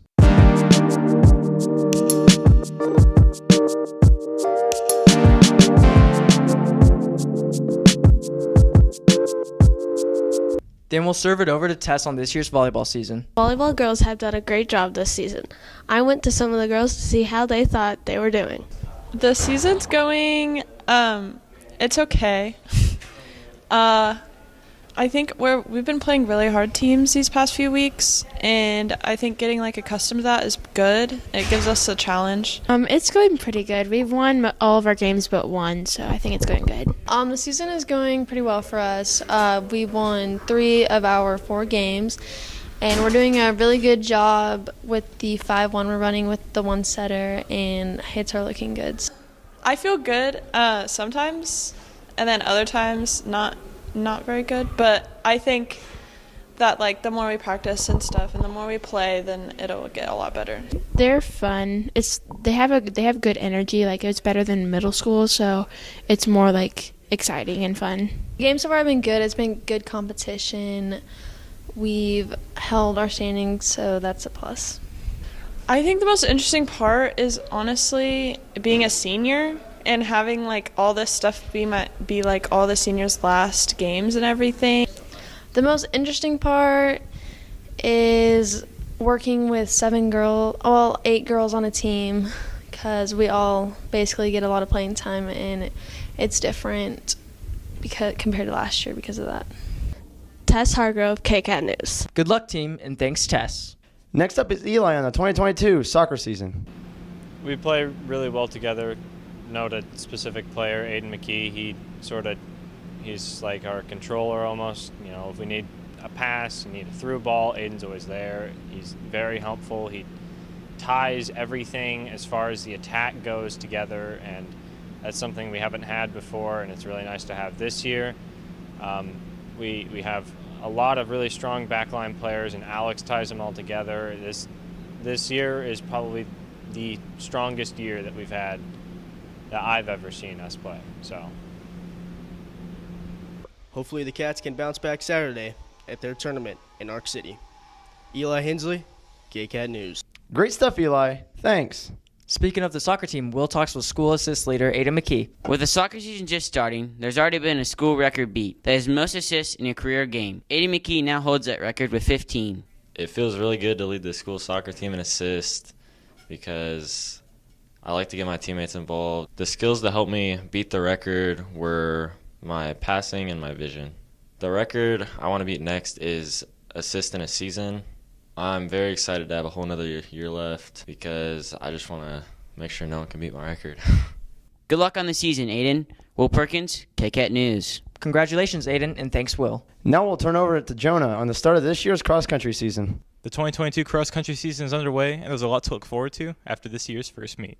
I really enjoyed this season because of the team. It seems like everyone has come together to really just, normally you really see everyone as a friend group together because there's so many different people in cross-country, but we're all kind of, bonded because of the sport. I was pretty happy with my 2 mile time. Normally I probably wouldn't be happy, but that pace, if I can manage to keep that for a 5K, I think that my year will turn out pretty good. So I definitely wasn't disappointed, even if it would seem like I would be because I've run a lot faster than that before. But it is what it is, and I can work with it.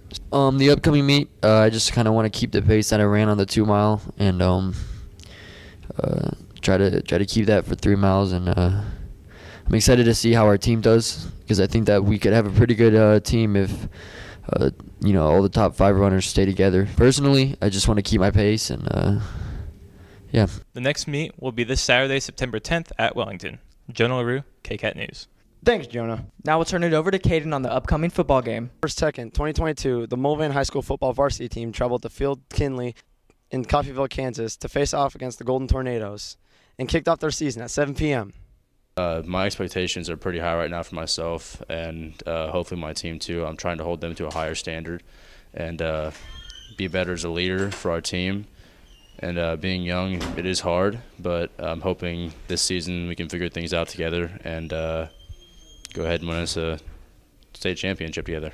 The Mulvane Wildcats fell to the Golden Tornadoes after battling for 4 quarters, finishing in regulation at a 0-0 tie, and falling in overtime with the Golden Tornadoes scoring a touchdown and a 2-point conversion, with the Cats unable to score up to tie the game.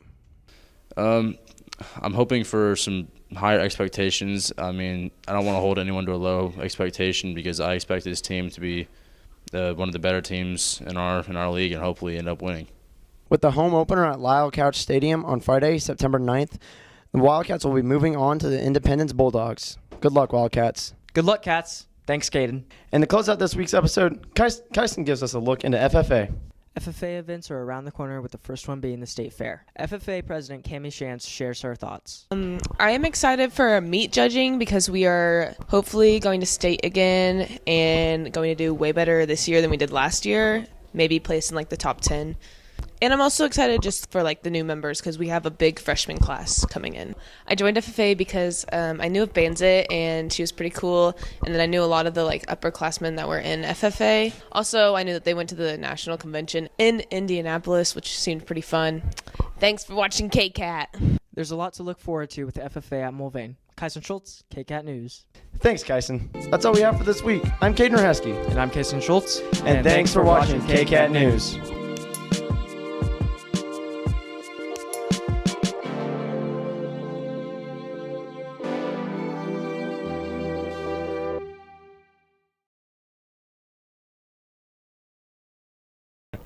Hello, everyone. Welcome back to KCAT News. Today we have a list of several stories for you. To start us out, we have Will giving us a recap of the crowning ceremony for homecoming. Following that is Ian giving an update on the girls' golf season. And after that, Kyson and Jonah are reminding us of a friendly face at the grade school. After that, Tess is giving us an update on the cross-country season. And at the end of the episode, Caden on the homecoming pep assembly. I'm Ian Wilmeyer. And I'm Caden Hesky. And KCAT News starts right now. Homecoming is an annual event that takes place every time the football team comes back home. Will gives us a recap of the ceremony. The 2022 Mulvane High School Fall Homecoming King is Mr. Andy Wynn.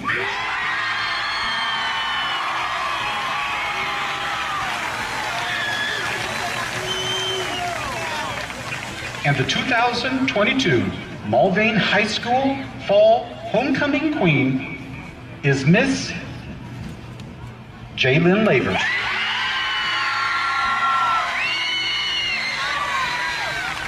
On Friday, September 30th, during the Mulvane football game versus Bueller, your homecoming king and queen were announced. Your king was Andy Wynn, and your queen was Jalen Lavers. They said they didn't expect to win. The night went a little bit differently than I thought it would be because I did not think I was going to win, just because all of the queen candidates were so close. Like, we know everybody. We're best friends, and we do a lot of the same things and stuff like that. So I did not know who was going to win at all. But it was still a lot of fun and stuff. It was just the results were a little bit different than I thought. It went differently than I expected, mostly because the football team lost, which I thought we were going to win because I have faith in my team at all times. But I didn't expect to win either, but when they announced us as we were walking up and they said my name, then like the whole Reddit crowd went like nuts. So I was like, I guess I'll win or something. But definitely just like hearing my name called was super surprising, and I was not alive whenever they said it. I was just like kind of slow motion walking through it. I wasn't really, I don't know, I just like wasn't there. And then my grandma was also crying. She thought it was a really big deal or something, but she was crying and I thought it was so sweet, and I'll probably remember that for the rest of my life. I think I'll always remember the two younger kids that brought out the crown and stuff, just like the death stare they gave us the whole time. That was pretty funny. And also like the stuff that the candidates all did together, like whenever we went out to eat and hung out at Target and stuff. Those were really good memories. Congratulations, Andy and Jalen. Will Perkins, KCAT News. Congrats, Andy and Jalen. The girls' golf team is in a hot streak. Ian has the latest. The current season isn't great so far, but we hope that Mulvane can climb back up the ranks in time for state qualifying. I feel pretty good about my performance. I mean, I've PR'd in a lot of leagues this year. I shot a 94 yesterday. That's the best I've done this season. I need to work on some stuff to get better scores and just try to work on hitting it far. I feel like very, very, very wide range. We're in a new division this year, so there are certain teams in the past that I would compete with for girls, and then this year there's like a brand new pool of girls, and there's just a different skill level that I have to adjust to. I thought I did really good at that tournament. I didn't shoot a lot, like it didn't have a lot of blow up holes, and I thought that tournament was a really good tournament for me. You know, competition, it's just trying to me against myself out there. Can't get into my head or anything. The competition's rough this year. I mean, there's some good girls out. So far this year, I am very happy with my performance. At first, I was kind of frustrated, but throughout the year, I definitely picked it up, and I'm a lot happier and looking forward to regionals this year. Performance golf has been pretty good, but it does need some improvement.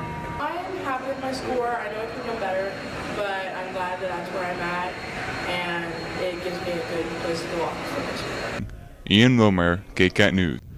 Good luck, girls, on the rest of the season. Miss Penny, a crossing guard at the grade school, greets everyone with a friendly face. Jordan and Kyson have more on this.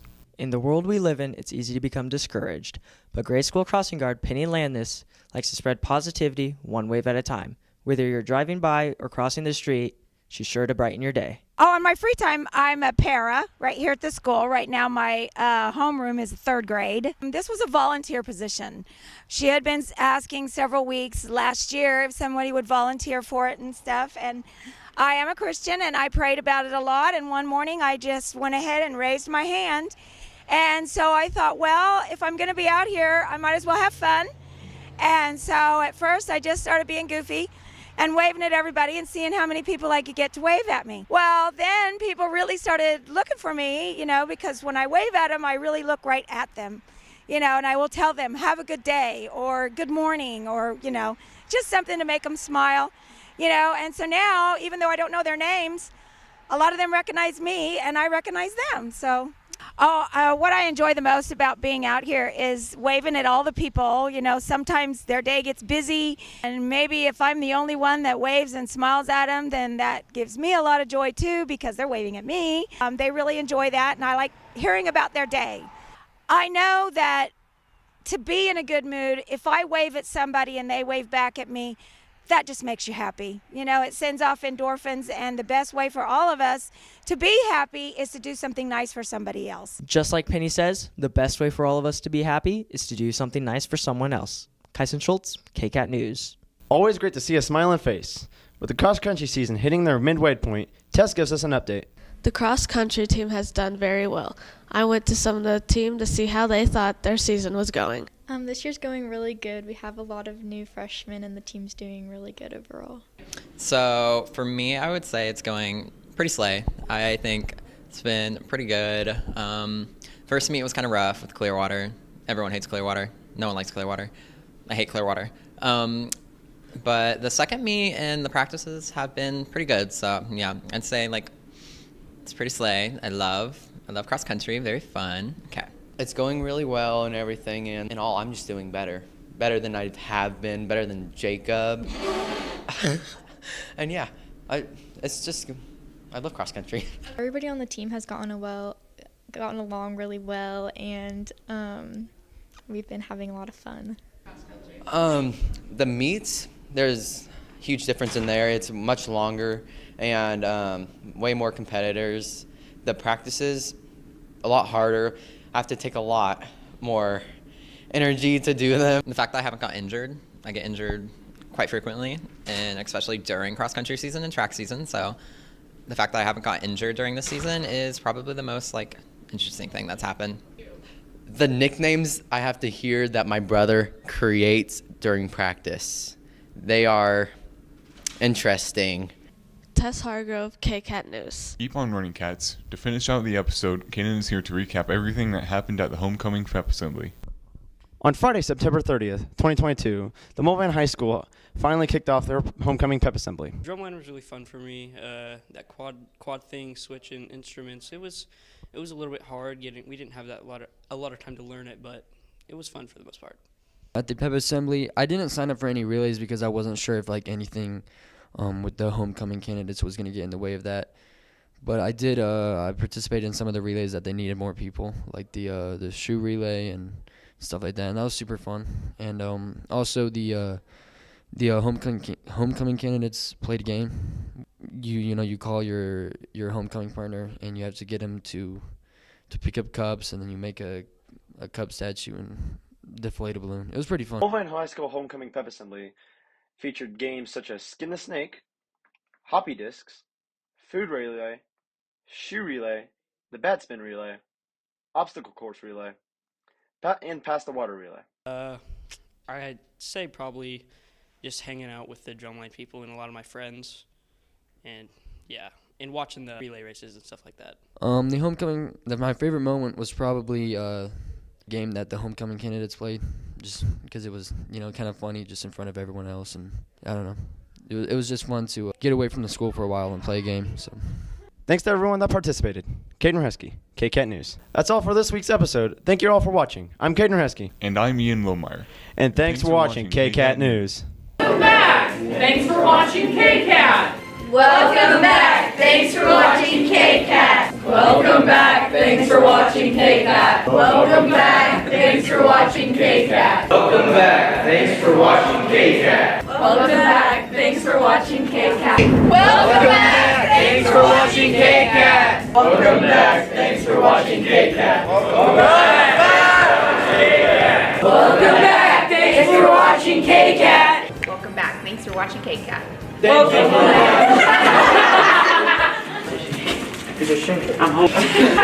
Welcome back. Thanks for Welcome back. Thanks for watching KCAT. Well, hey, we'll do a practice first, all right? No.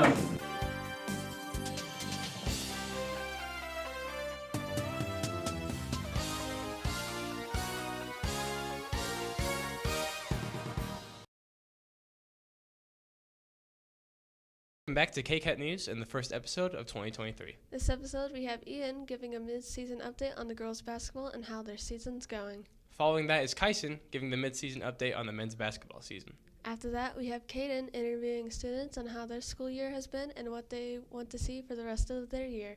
And to follow that is Tess Hargrove on the Mulvane wrestling team season and their goals for the future. To end the episode is Will covering the start of the Mulvane bowling team's season. I'm Tess Hargrove. And I'm Jonah LaRue. And KCAT News starts right now.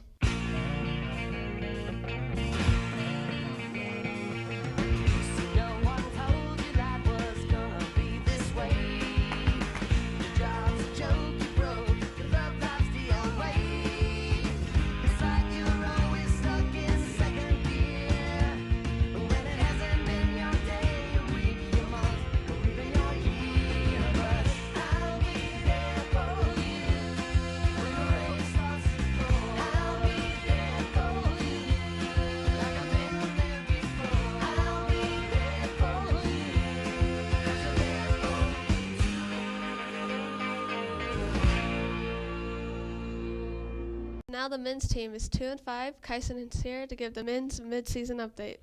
Men's basketball is currently 2-5 overall this season. Junior Aiden McKee is leading the team in scoring with an average of 23.2 points per game. I feel like I got lucky to have the teammates I have to give me the ball and put me in the right place, but it just feels really good. My goal for the end of the season, mostly as a team, is to make it past sub-state and further into state. My senior year, I'm really looking forward to going far into the season, hoping to make it to state, having a big year with my teammates. Freshman Manny Myers, who had a breakthrough game versus Winfield, scoring a team high of 27 points. I'm a freshman and I play point guard or shooting guard.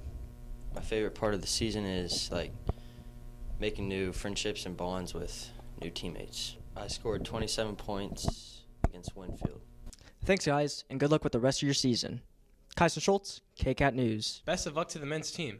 The first semester of the 2023 school year is over, and so Caden interviewed some students on their opinions of the year so far. The Mulvane wrestling team has done very well this year. I talked to some of the players to see how they felt their season was going. Well, it's been really great. I fractured my rib at the first tournament, so I've just been having to do the injury workout every day, but I actually just today got news that it's healed, so I get to start practicing again today. The season's going pretty good. I'm not doing too good when it comes to win and loss ratio, but I'm going against a lot of seniors, but it's going pretty good. I'm working hard. I'm getting a lot of new information that I did from last year's wrestling, so I think it's going pretty good. I haven't been able to wrestle much. I've gone through, 2 injuries, but it's going pretty good. I'm working hard. I'm getting a lot of new information that I did from last year's wrestling, so I think it's going pretty good. I haven't been able to wrestle much. I've gone through a bit of an injury and I've been fairly sick, so I've only wrestled a duel and a tournament, but I'm hoping to wrestle this Saturday. My goal this year is to make it to state, since last year I didn't. I'd like to make it to regionals maybe. I don't know. I got to wrestle a bit my freshman year, but then it didn't go great. And then sophomore year I didn't get to wrestle. So I just would like to make it to regionals this year. I mean, just hanging out with the team in general. I'm really excited that we have so many girls this year because we haven't gotten to have a bunch of girls. And we've just really gotten to build a good friendship with the entire team. My favorite memory is probably doing practice. I like doing practice with everybody in the weight room. It's real fun. Make good memories. It's just like one big family. So I think that's probably the most memorable thing. My best memory was watching our previous tournament. All the teams, the girls, we got delayed. So all the teams ended up playing a fun, confusing game of slap back together. And it was just really fun to watch everyone having fun before. Yeah. Tess Hargrove, KCAT News. The wrestling season is coming up to its halfway point. Good luck, wrestlers, for the rest of the season. The bowling team is now kicking off their season, so we have reporter Will Perkins on their thoughts on their upcoming season. The MHS boys and girls bowling teams have their first meet on January 9th. They encourage you to come out and support them. Come to meets, you guys. We can do chants, you can have posters, they're fun, and especially at the varsity ones. It's very fun. The team's goal for the season is to get some wins, have fun, mostly get some wins. Definitely make it back to state and improve my scores over the varsity tournaments and definitely place at a few more tournaments. So I think it's just win as many meets as we can. I mean, there's not really much to it, and hopefully we have some state bowlers this year. I'm excited for the meetings, the meets, the tournaments. The varsity tournaments and getting a chance to go back to state. Very excited. I'm excited to be with the team. There's a bunch of guys on that team that I used to grow up with, and then when they grew up, I didn't talk to them as much, and we grew apart. But now, being on the same team with them, we're close now, and it's just a lot of fun. Mulvane students can come out and support us by coming to our meets and tournaments. So I've never bowled before. I decided I'd come out this year and just try it out. Maybe it's fun. My goal this year is, my first goal was not to get cut, didn't get cut. Now my next goal is just bowl consistently and eventually try and be on the varsity team. A few of our goals would probably to, of course, get a good record. That's what all teams' goals are. But also to bring each other up and getting a good morale on the team and just having fun and enjoying ourselves. So I've always heard from the bowling team and the bowling coaches, no one comes and shows up to the meets, even if they're in Derby. And I think it doesn't even have to be a whole rowdy crowd like the basketball games. That's not what we're asking. We're just asking for a handful of people to just come and show up. If it's just for 30 minutes, cool. But just we like to know that people do support us. It's not just us supporting ourselves. Good luck on the season and bowl on. Will Perkins, KCAT News. Good luck, bowlers. That covers this episode of KCAT News. I'm Tess Hargrove. And I'm Jonah LaRue. And thanks for watching KCAT News.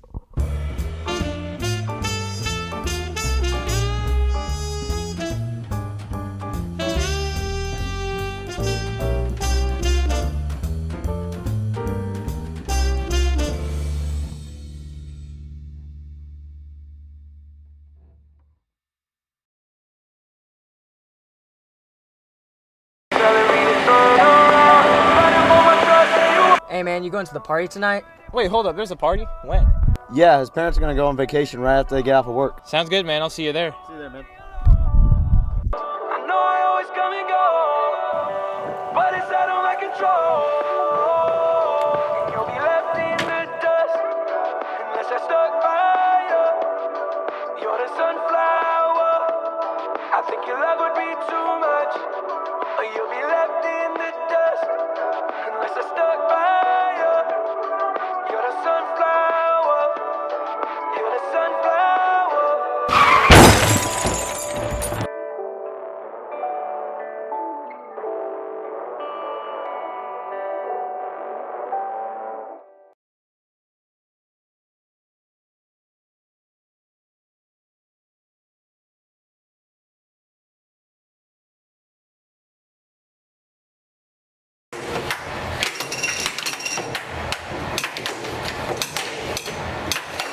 Good job. Good job, bro. Hey, what was the score? 9:30. 9:30. That also happens to be when homecoming is this year at MHS. Homecoming is this Friday, September 30th at MHS, and we're eagerly waiting to find out who this year's homecoming king and queen will be. And who that ends up being is up to you. Check your email and click on the link to vote for your pick for this year's homecoming king and queen. Wow, what a fun and fair game that wasn't rigged. Just like the results of this year's homecoming polls. Again, don't forget to vote for this year's king and queen. Jonah LaRue, KCAT News. Okay, so I have known Cammie since I was in middle school, Allie since middle school, Jolie since middle school, Colin since middle school, Chris. I didn't start talking to Chris till freshman year because he used to be weird. Just kidding. Andy since high school, and Jack since 3rd grade. I've known Jalen since middle school, Allie since middle school, Jolie since middle school, and then Jack since kindergarten, Andy since middle school, Chris middle school, and Colin middle school. I've known everybody in the front row since middle school and Jax, and then the 3 in the back I started talking to in high school. I've known basically everyone since middle school because that's when I got here. Yeah, I've known everyone since middle school. I've known Jalen since like 2nd grade. Wait, did you say? Well, like she said summer of her 2nd grade. And then I knew Cammie since kindergarten, Allie since grade school, Jolie middle school, Colin, we were babies when we knew each other, Chris middle school, and then Andy grade school. Okay, well, over the summer, Cammie and I did the tortilla challenge, and that was really funny. And then Allie and I used to make really scary movies when we were in middle school. And Jax used to, like, squeeze my face with one of his hands. And he would push on the other side of my face with his nub. And he would, like, squeeze and push really, really hard. And, like an old grandma, he'd be like, chubby, chubby, chubby cheeks. Whenever we were in line for, like, to go anywhere. And it was really painful.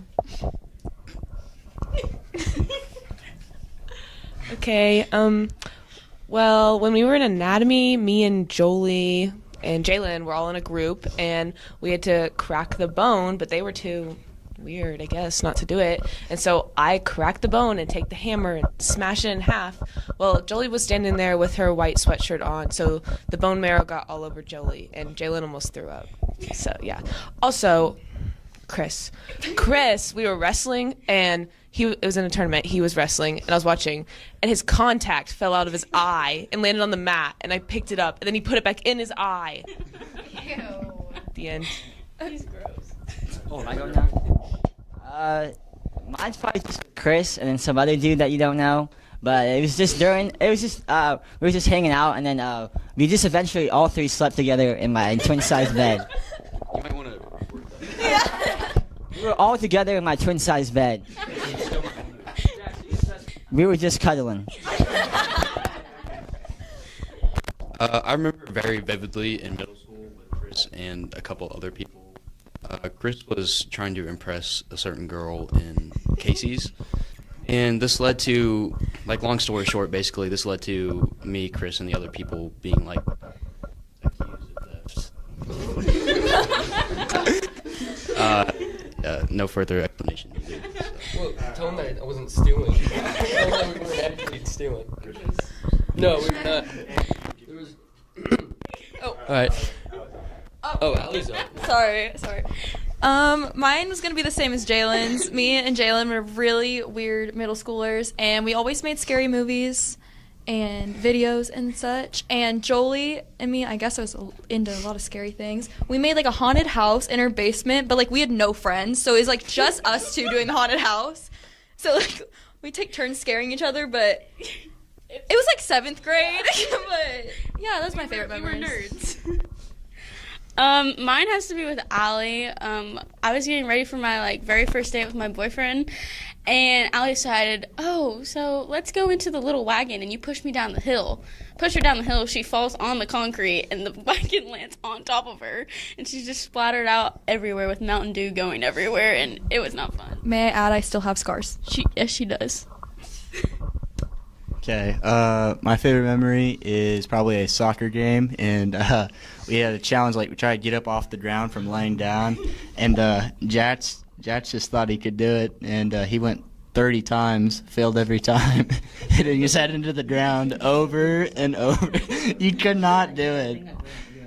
and he almost got a concussion, and Myers made him stop. So that's pretty enjoyable to watch for like 10 minutes. All right, so my favorite memory is actually with Colin. Jackson Hughes stole a shopping cart from Dylan's, and then I was trying to get Jackson to bring it back to Dylan's, and behind his house. That's where we were at, and Colin went outside, and he had this brilliant idea. He was like, "Oh, why don't we just throw it in the ditch?" So and then he threw the shopping cart in the ditch, and the cops came. Colin played dumb. I got in trouble. The only one trying to get the shopping cart back to Dylan's got in trouble. Come on now, You're behind my house on the railroad track. Yeah, and you threw the shopping cart in the ditch, right? And you threw it in the ditch. So, who's the real criminal here?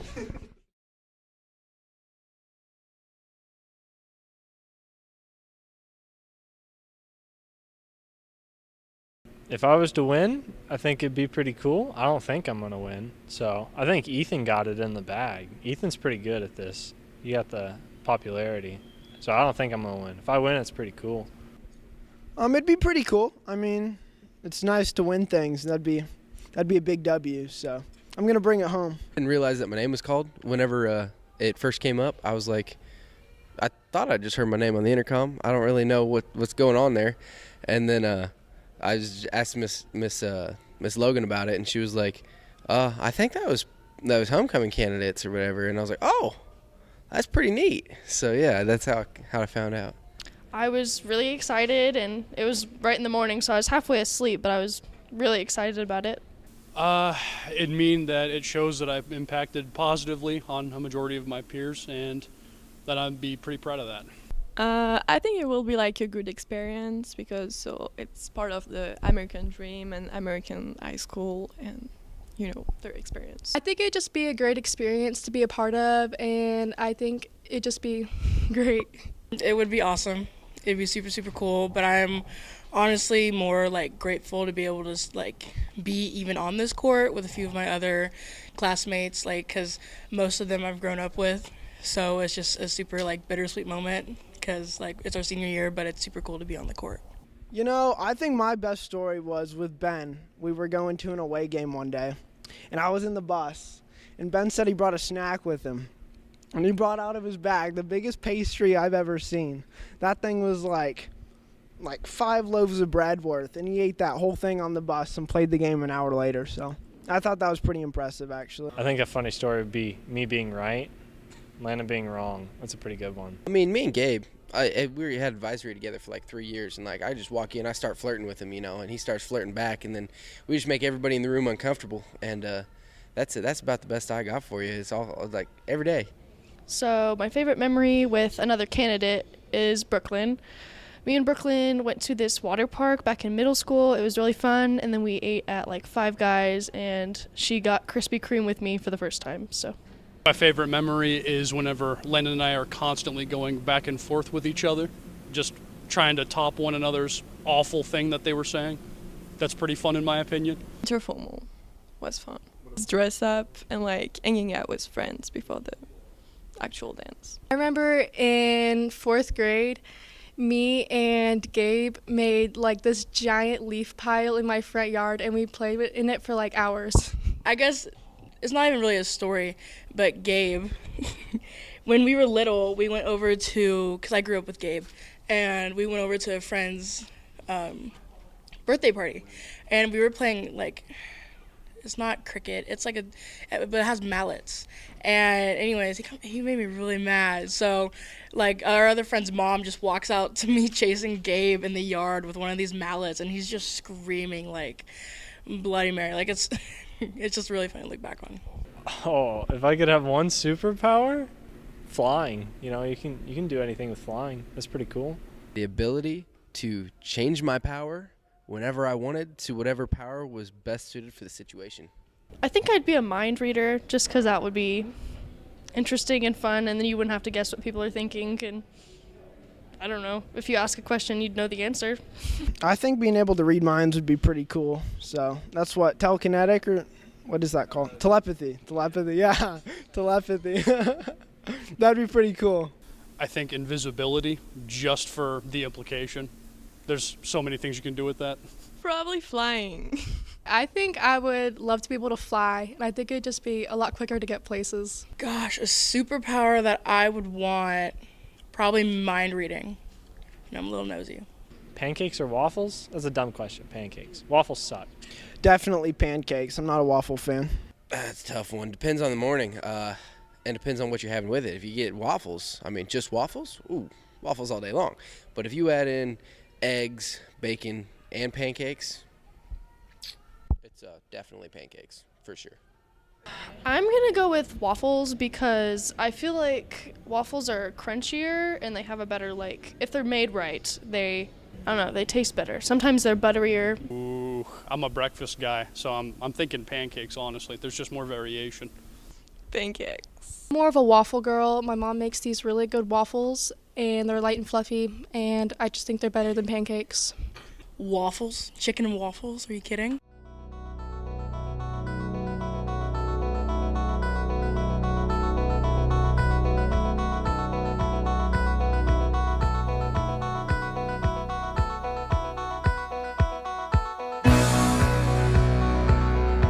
Whoa, 210. That's also the date of the homecoming game. Make sure to vote for your king or queen candidate in your email below.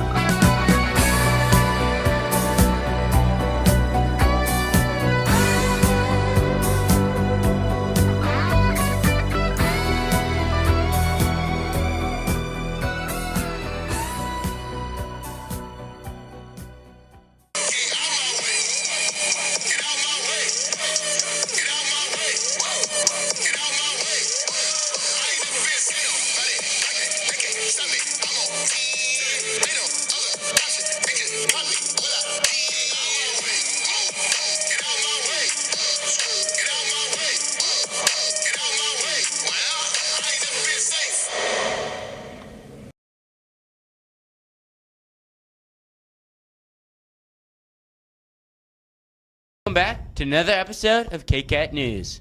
This week, Tess recaps FBLA State. Ian tells us about prom. Will gives updates on the spring sports prep assembly. And Kyson gives us an update on the MVC Point contest. I'm Will Perkins. And I'm Kyson Schultz. And this is KCAT News.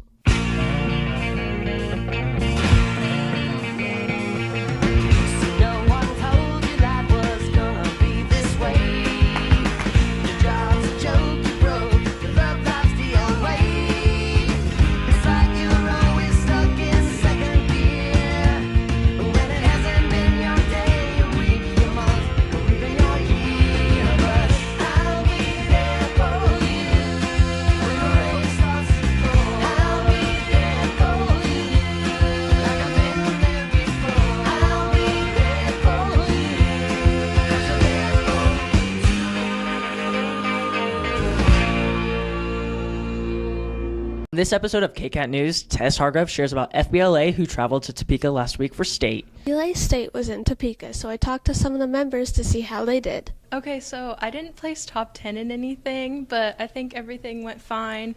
And the tests were okay. It was a little bit hard, but yeah, it went fine. It was boring because I had 2 tests and they took like 10 minutes each, and then I had one actual event in the morning, and after that it was kind of over, so I just had to wait. All right, so my events, I had network infrastructure and network design, business law, and help desk. I personally, since I am going to be a lawyer in the future, I did really well in business law. It's extremely easy. I did network infrastructure with my partner Riley, and we did a test. We scored high, and so then we went present in front of the judges. Network design, I think, was the other one. I did fine on it. And help desk, I thought I did pretty well, but help desk is a very competitive activity, so a lot of people scored higher than me. My favorite part was probably all the food we ate. Probably hanging out in the rooms with everybody. Favorite part of state? Well, we after we got done on like the day of competing, we all went back to our hotel room. We were playing Mario Kart and Wii Sports and stuff like that. And then the drive up there was pretty nice too. I got food poisoning. Okay, well, we figured out it wasn't food poisoning. It was just a stomach bug because when I came home, I infected everyone at my house with it. So Texas Roadhouse did not poison me. Someone at state poisoned me. Tess Hargrove, KCAT News. Thank you, Tess, and good job to FBLA. Now Ian has all the information you need to know about upcoming prom. The Mulvin High School prom is coming up in a couple weeks on Sunday, April 16th. Tickets are $20 for students and $25 for out-of-school dates. Out-of-school guest forms will be available in the office and will be due April 13th. Tickets will be available during lunch from April 10th to the 14th, and available during advisory on the 11th and 12th and after school on the 14th. Prom is only open to juniors and seniors, but sophomores can sign up to be prom servers. It will be held here from 8 to 11 p.m. Good luck to the prom king/queen candidates. Ian Wilmeyer, KCAT News. Thanks, Ian. Now Will has an update on the Spring Sports Pep Assembly. On Monday, March 27th, Mulvin High School has first ever Spring Sports Pep Assembly. Sports teams announced were softball and baseball, men's golf, women's soccer, and track and field. There was also a performance by Mulvane Drumline using light-up drumsticks. It was exciting, and I think every single grade was really hyped up for this event. It was very exciting. There was a lot of people, and so the teams were really fun to do, especially with the events, really chaotic in a way. Especially when you had to hit the ball with the bat. That was pretty fun. I would describe it as, everybody was there to have a good time. It was first spring sports pep assembly we've had, so I think they were ready to show support for us. My favorite moment would be the rally. It was the final showdown for the points of this year. I'd say after the bat spin, because you're like flailing everywhere, you're really dizzy. I kept on turning to the left like this. I was trying to run forward. My favorite moment was when we won the relay. That I could think of. Each rally is very fun, exciting, and unique, in my opinion. The games, it was pretty inventive because they tried to include all the sports, but I don't know. After that bat hit, I almost broke that bat in half. It was like a chopstick. That was a pretty good pep assembly. I think it would have been neat if we would have had some more performances, but other than that, I liked it. Looks like fun. Will Perkins, KCAT News. Thanks, Will. Kyson Schultz gives us the result of the MVC point contest. Thanks, Will. The final score for the MVC points was determined by a relay race. During the relay race, the contestants spun around 10 times on a golf club, hit a soccer ball into a net with a baseball bat, and jumped over some small hurdles.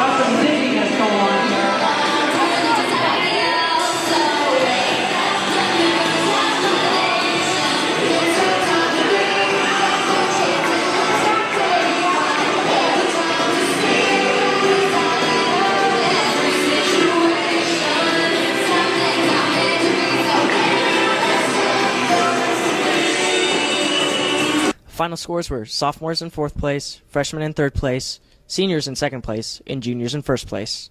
Juniors are the NBC champions. Congratulations to the junior class. Kyson Schultz, KCAT News. Thanks, Kyson. That's all it for this week. I'm Will Perkins. And I'm Kyson Schultz. And thanks for watching KCAT News.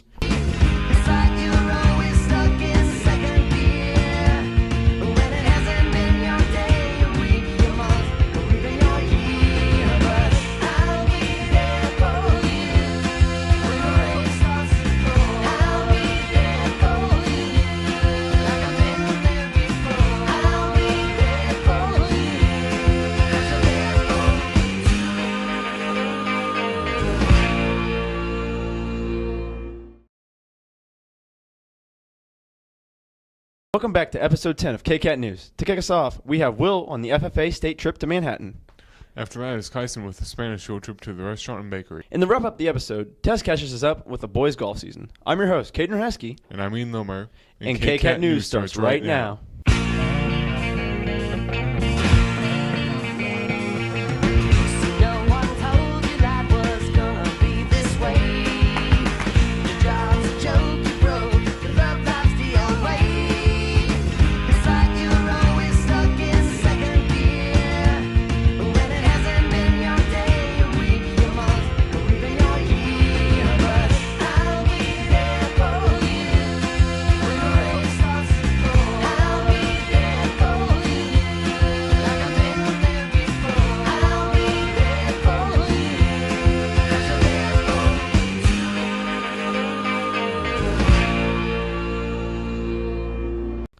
The Mulvane FFA Club recently went to Manhattan for state. Will has the latest. Mulvane FFA chapter went to Kansas State University's campus to compete in state FFA CDEs. Livestock judging. I looked at cows, pigs, sheep, goats, and I judged which one was the best and worst. My favorite part of the contest was probably getting to test my knowledge on stuff that I've been studying. My favorite part of the trip was probably like going out to eat with all my friends. Really enjoyed that, got to know them better, and we ate some pretty good places. My favorite part about the trip was the rooms. My favorite part of the trip was getting to spend time with my friends and getting to see all the other kids from other schools. Oh, God, there's a lot of people there. I like that. I like to get socialized, even though I didn't really talk much because they wouldn't let us, but yeah, just group activity. What kind? My favorite part of the contest was looking at the bowls. I competed in floriculture and food science. So in floriculture, we had to identify many different plants, and there's also a thing where we had to tie a boutonniere, which I really had trouble with. And then for food science, there was a lot of questions about different types of foods, and we had to identify different types of customer complaints. Good job, FFAers. Will Perkins, KCAT News. Great job, FFA. The Spanish 3 class recently went to a bakery and restaurant for a field trip. Kyson has the latest. Thanks. On Wednesday, May 3rd, MHS Spanish 3 classes took a field trip. I interviewed some of the students to see what they had to say about it. For the Spanish field trip, we went to Connie's and then we went to the bakery. It was pretty fun. We got to eat some food. It was pretty good food. The server was really nice. He was really helpful. I thought it was a really cool experience because we got to order in Spanish, and it was our first time actually bringing our Spanish skills out of the classroom. So we went to Connie's. It was like a more traditional Mexican restaurant. And then we went to this bakery. It had so much in it. I think it'll be very beneficial because I got to actually interact with someone in Spanish, and so it kind of broke the ice. And so when I get older, I'll be less nervous to do it, and I feel like I'll just be more confident.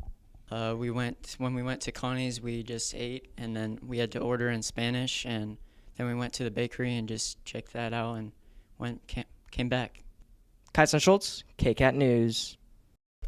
Gracias, Kyson. And to wrap up the episode, Tess will catch us up on the boys' golf team. Boys golf is almost over, so I talked to some of the boys to see how they felt their season has been. The season's been going pretty good. My scores could be a little bit lower, and I could place a little bit higher, but I'm happy with how I've been doing. Good. I scored 107. Can't remember which tournament it was in, but that was my best PR. I did kind of bad on my last tournament with 128, but we can look over that. I think it's been at the beginning I was struggling a little bit, but then towards the end, well, we have 3 tournaments left. I've been doing a lot better and consistent, so I'm very happy with that. This year I was really looking forward to just playing because I've never competed for golf. Mainly just getting lower scores, I guess. My favorite moment was probably at practice when somebody stepped on Gabe's ball and he got all mad. Gabe Young.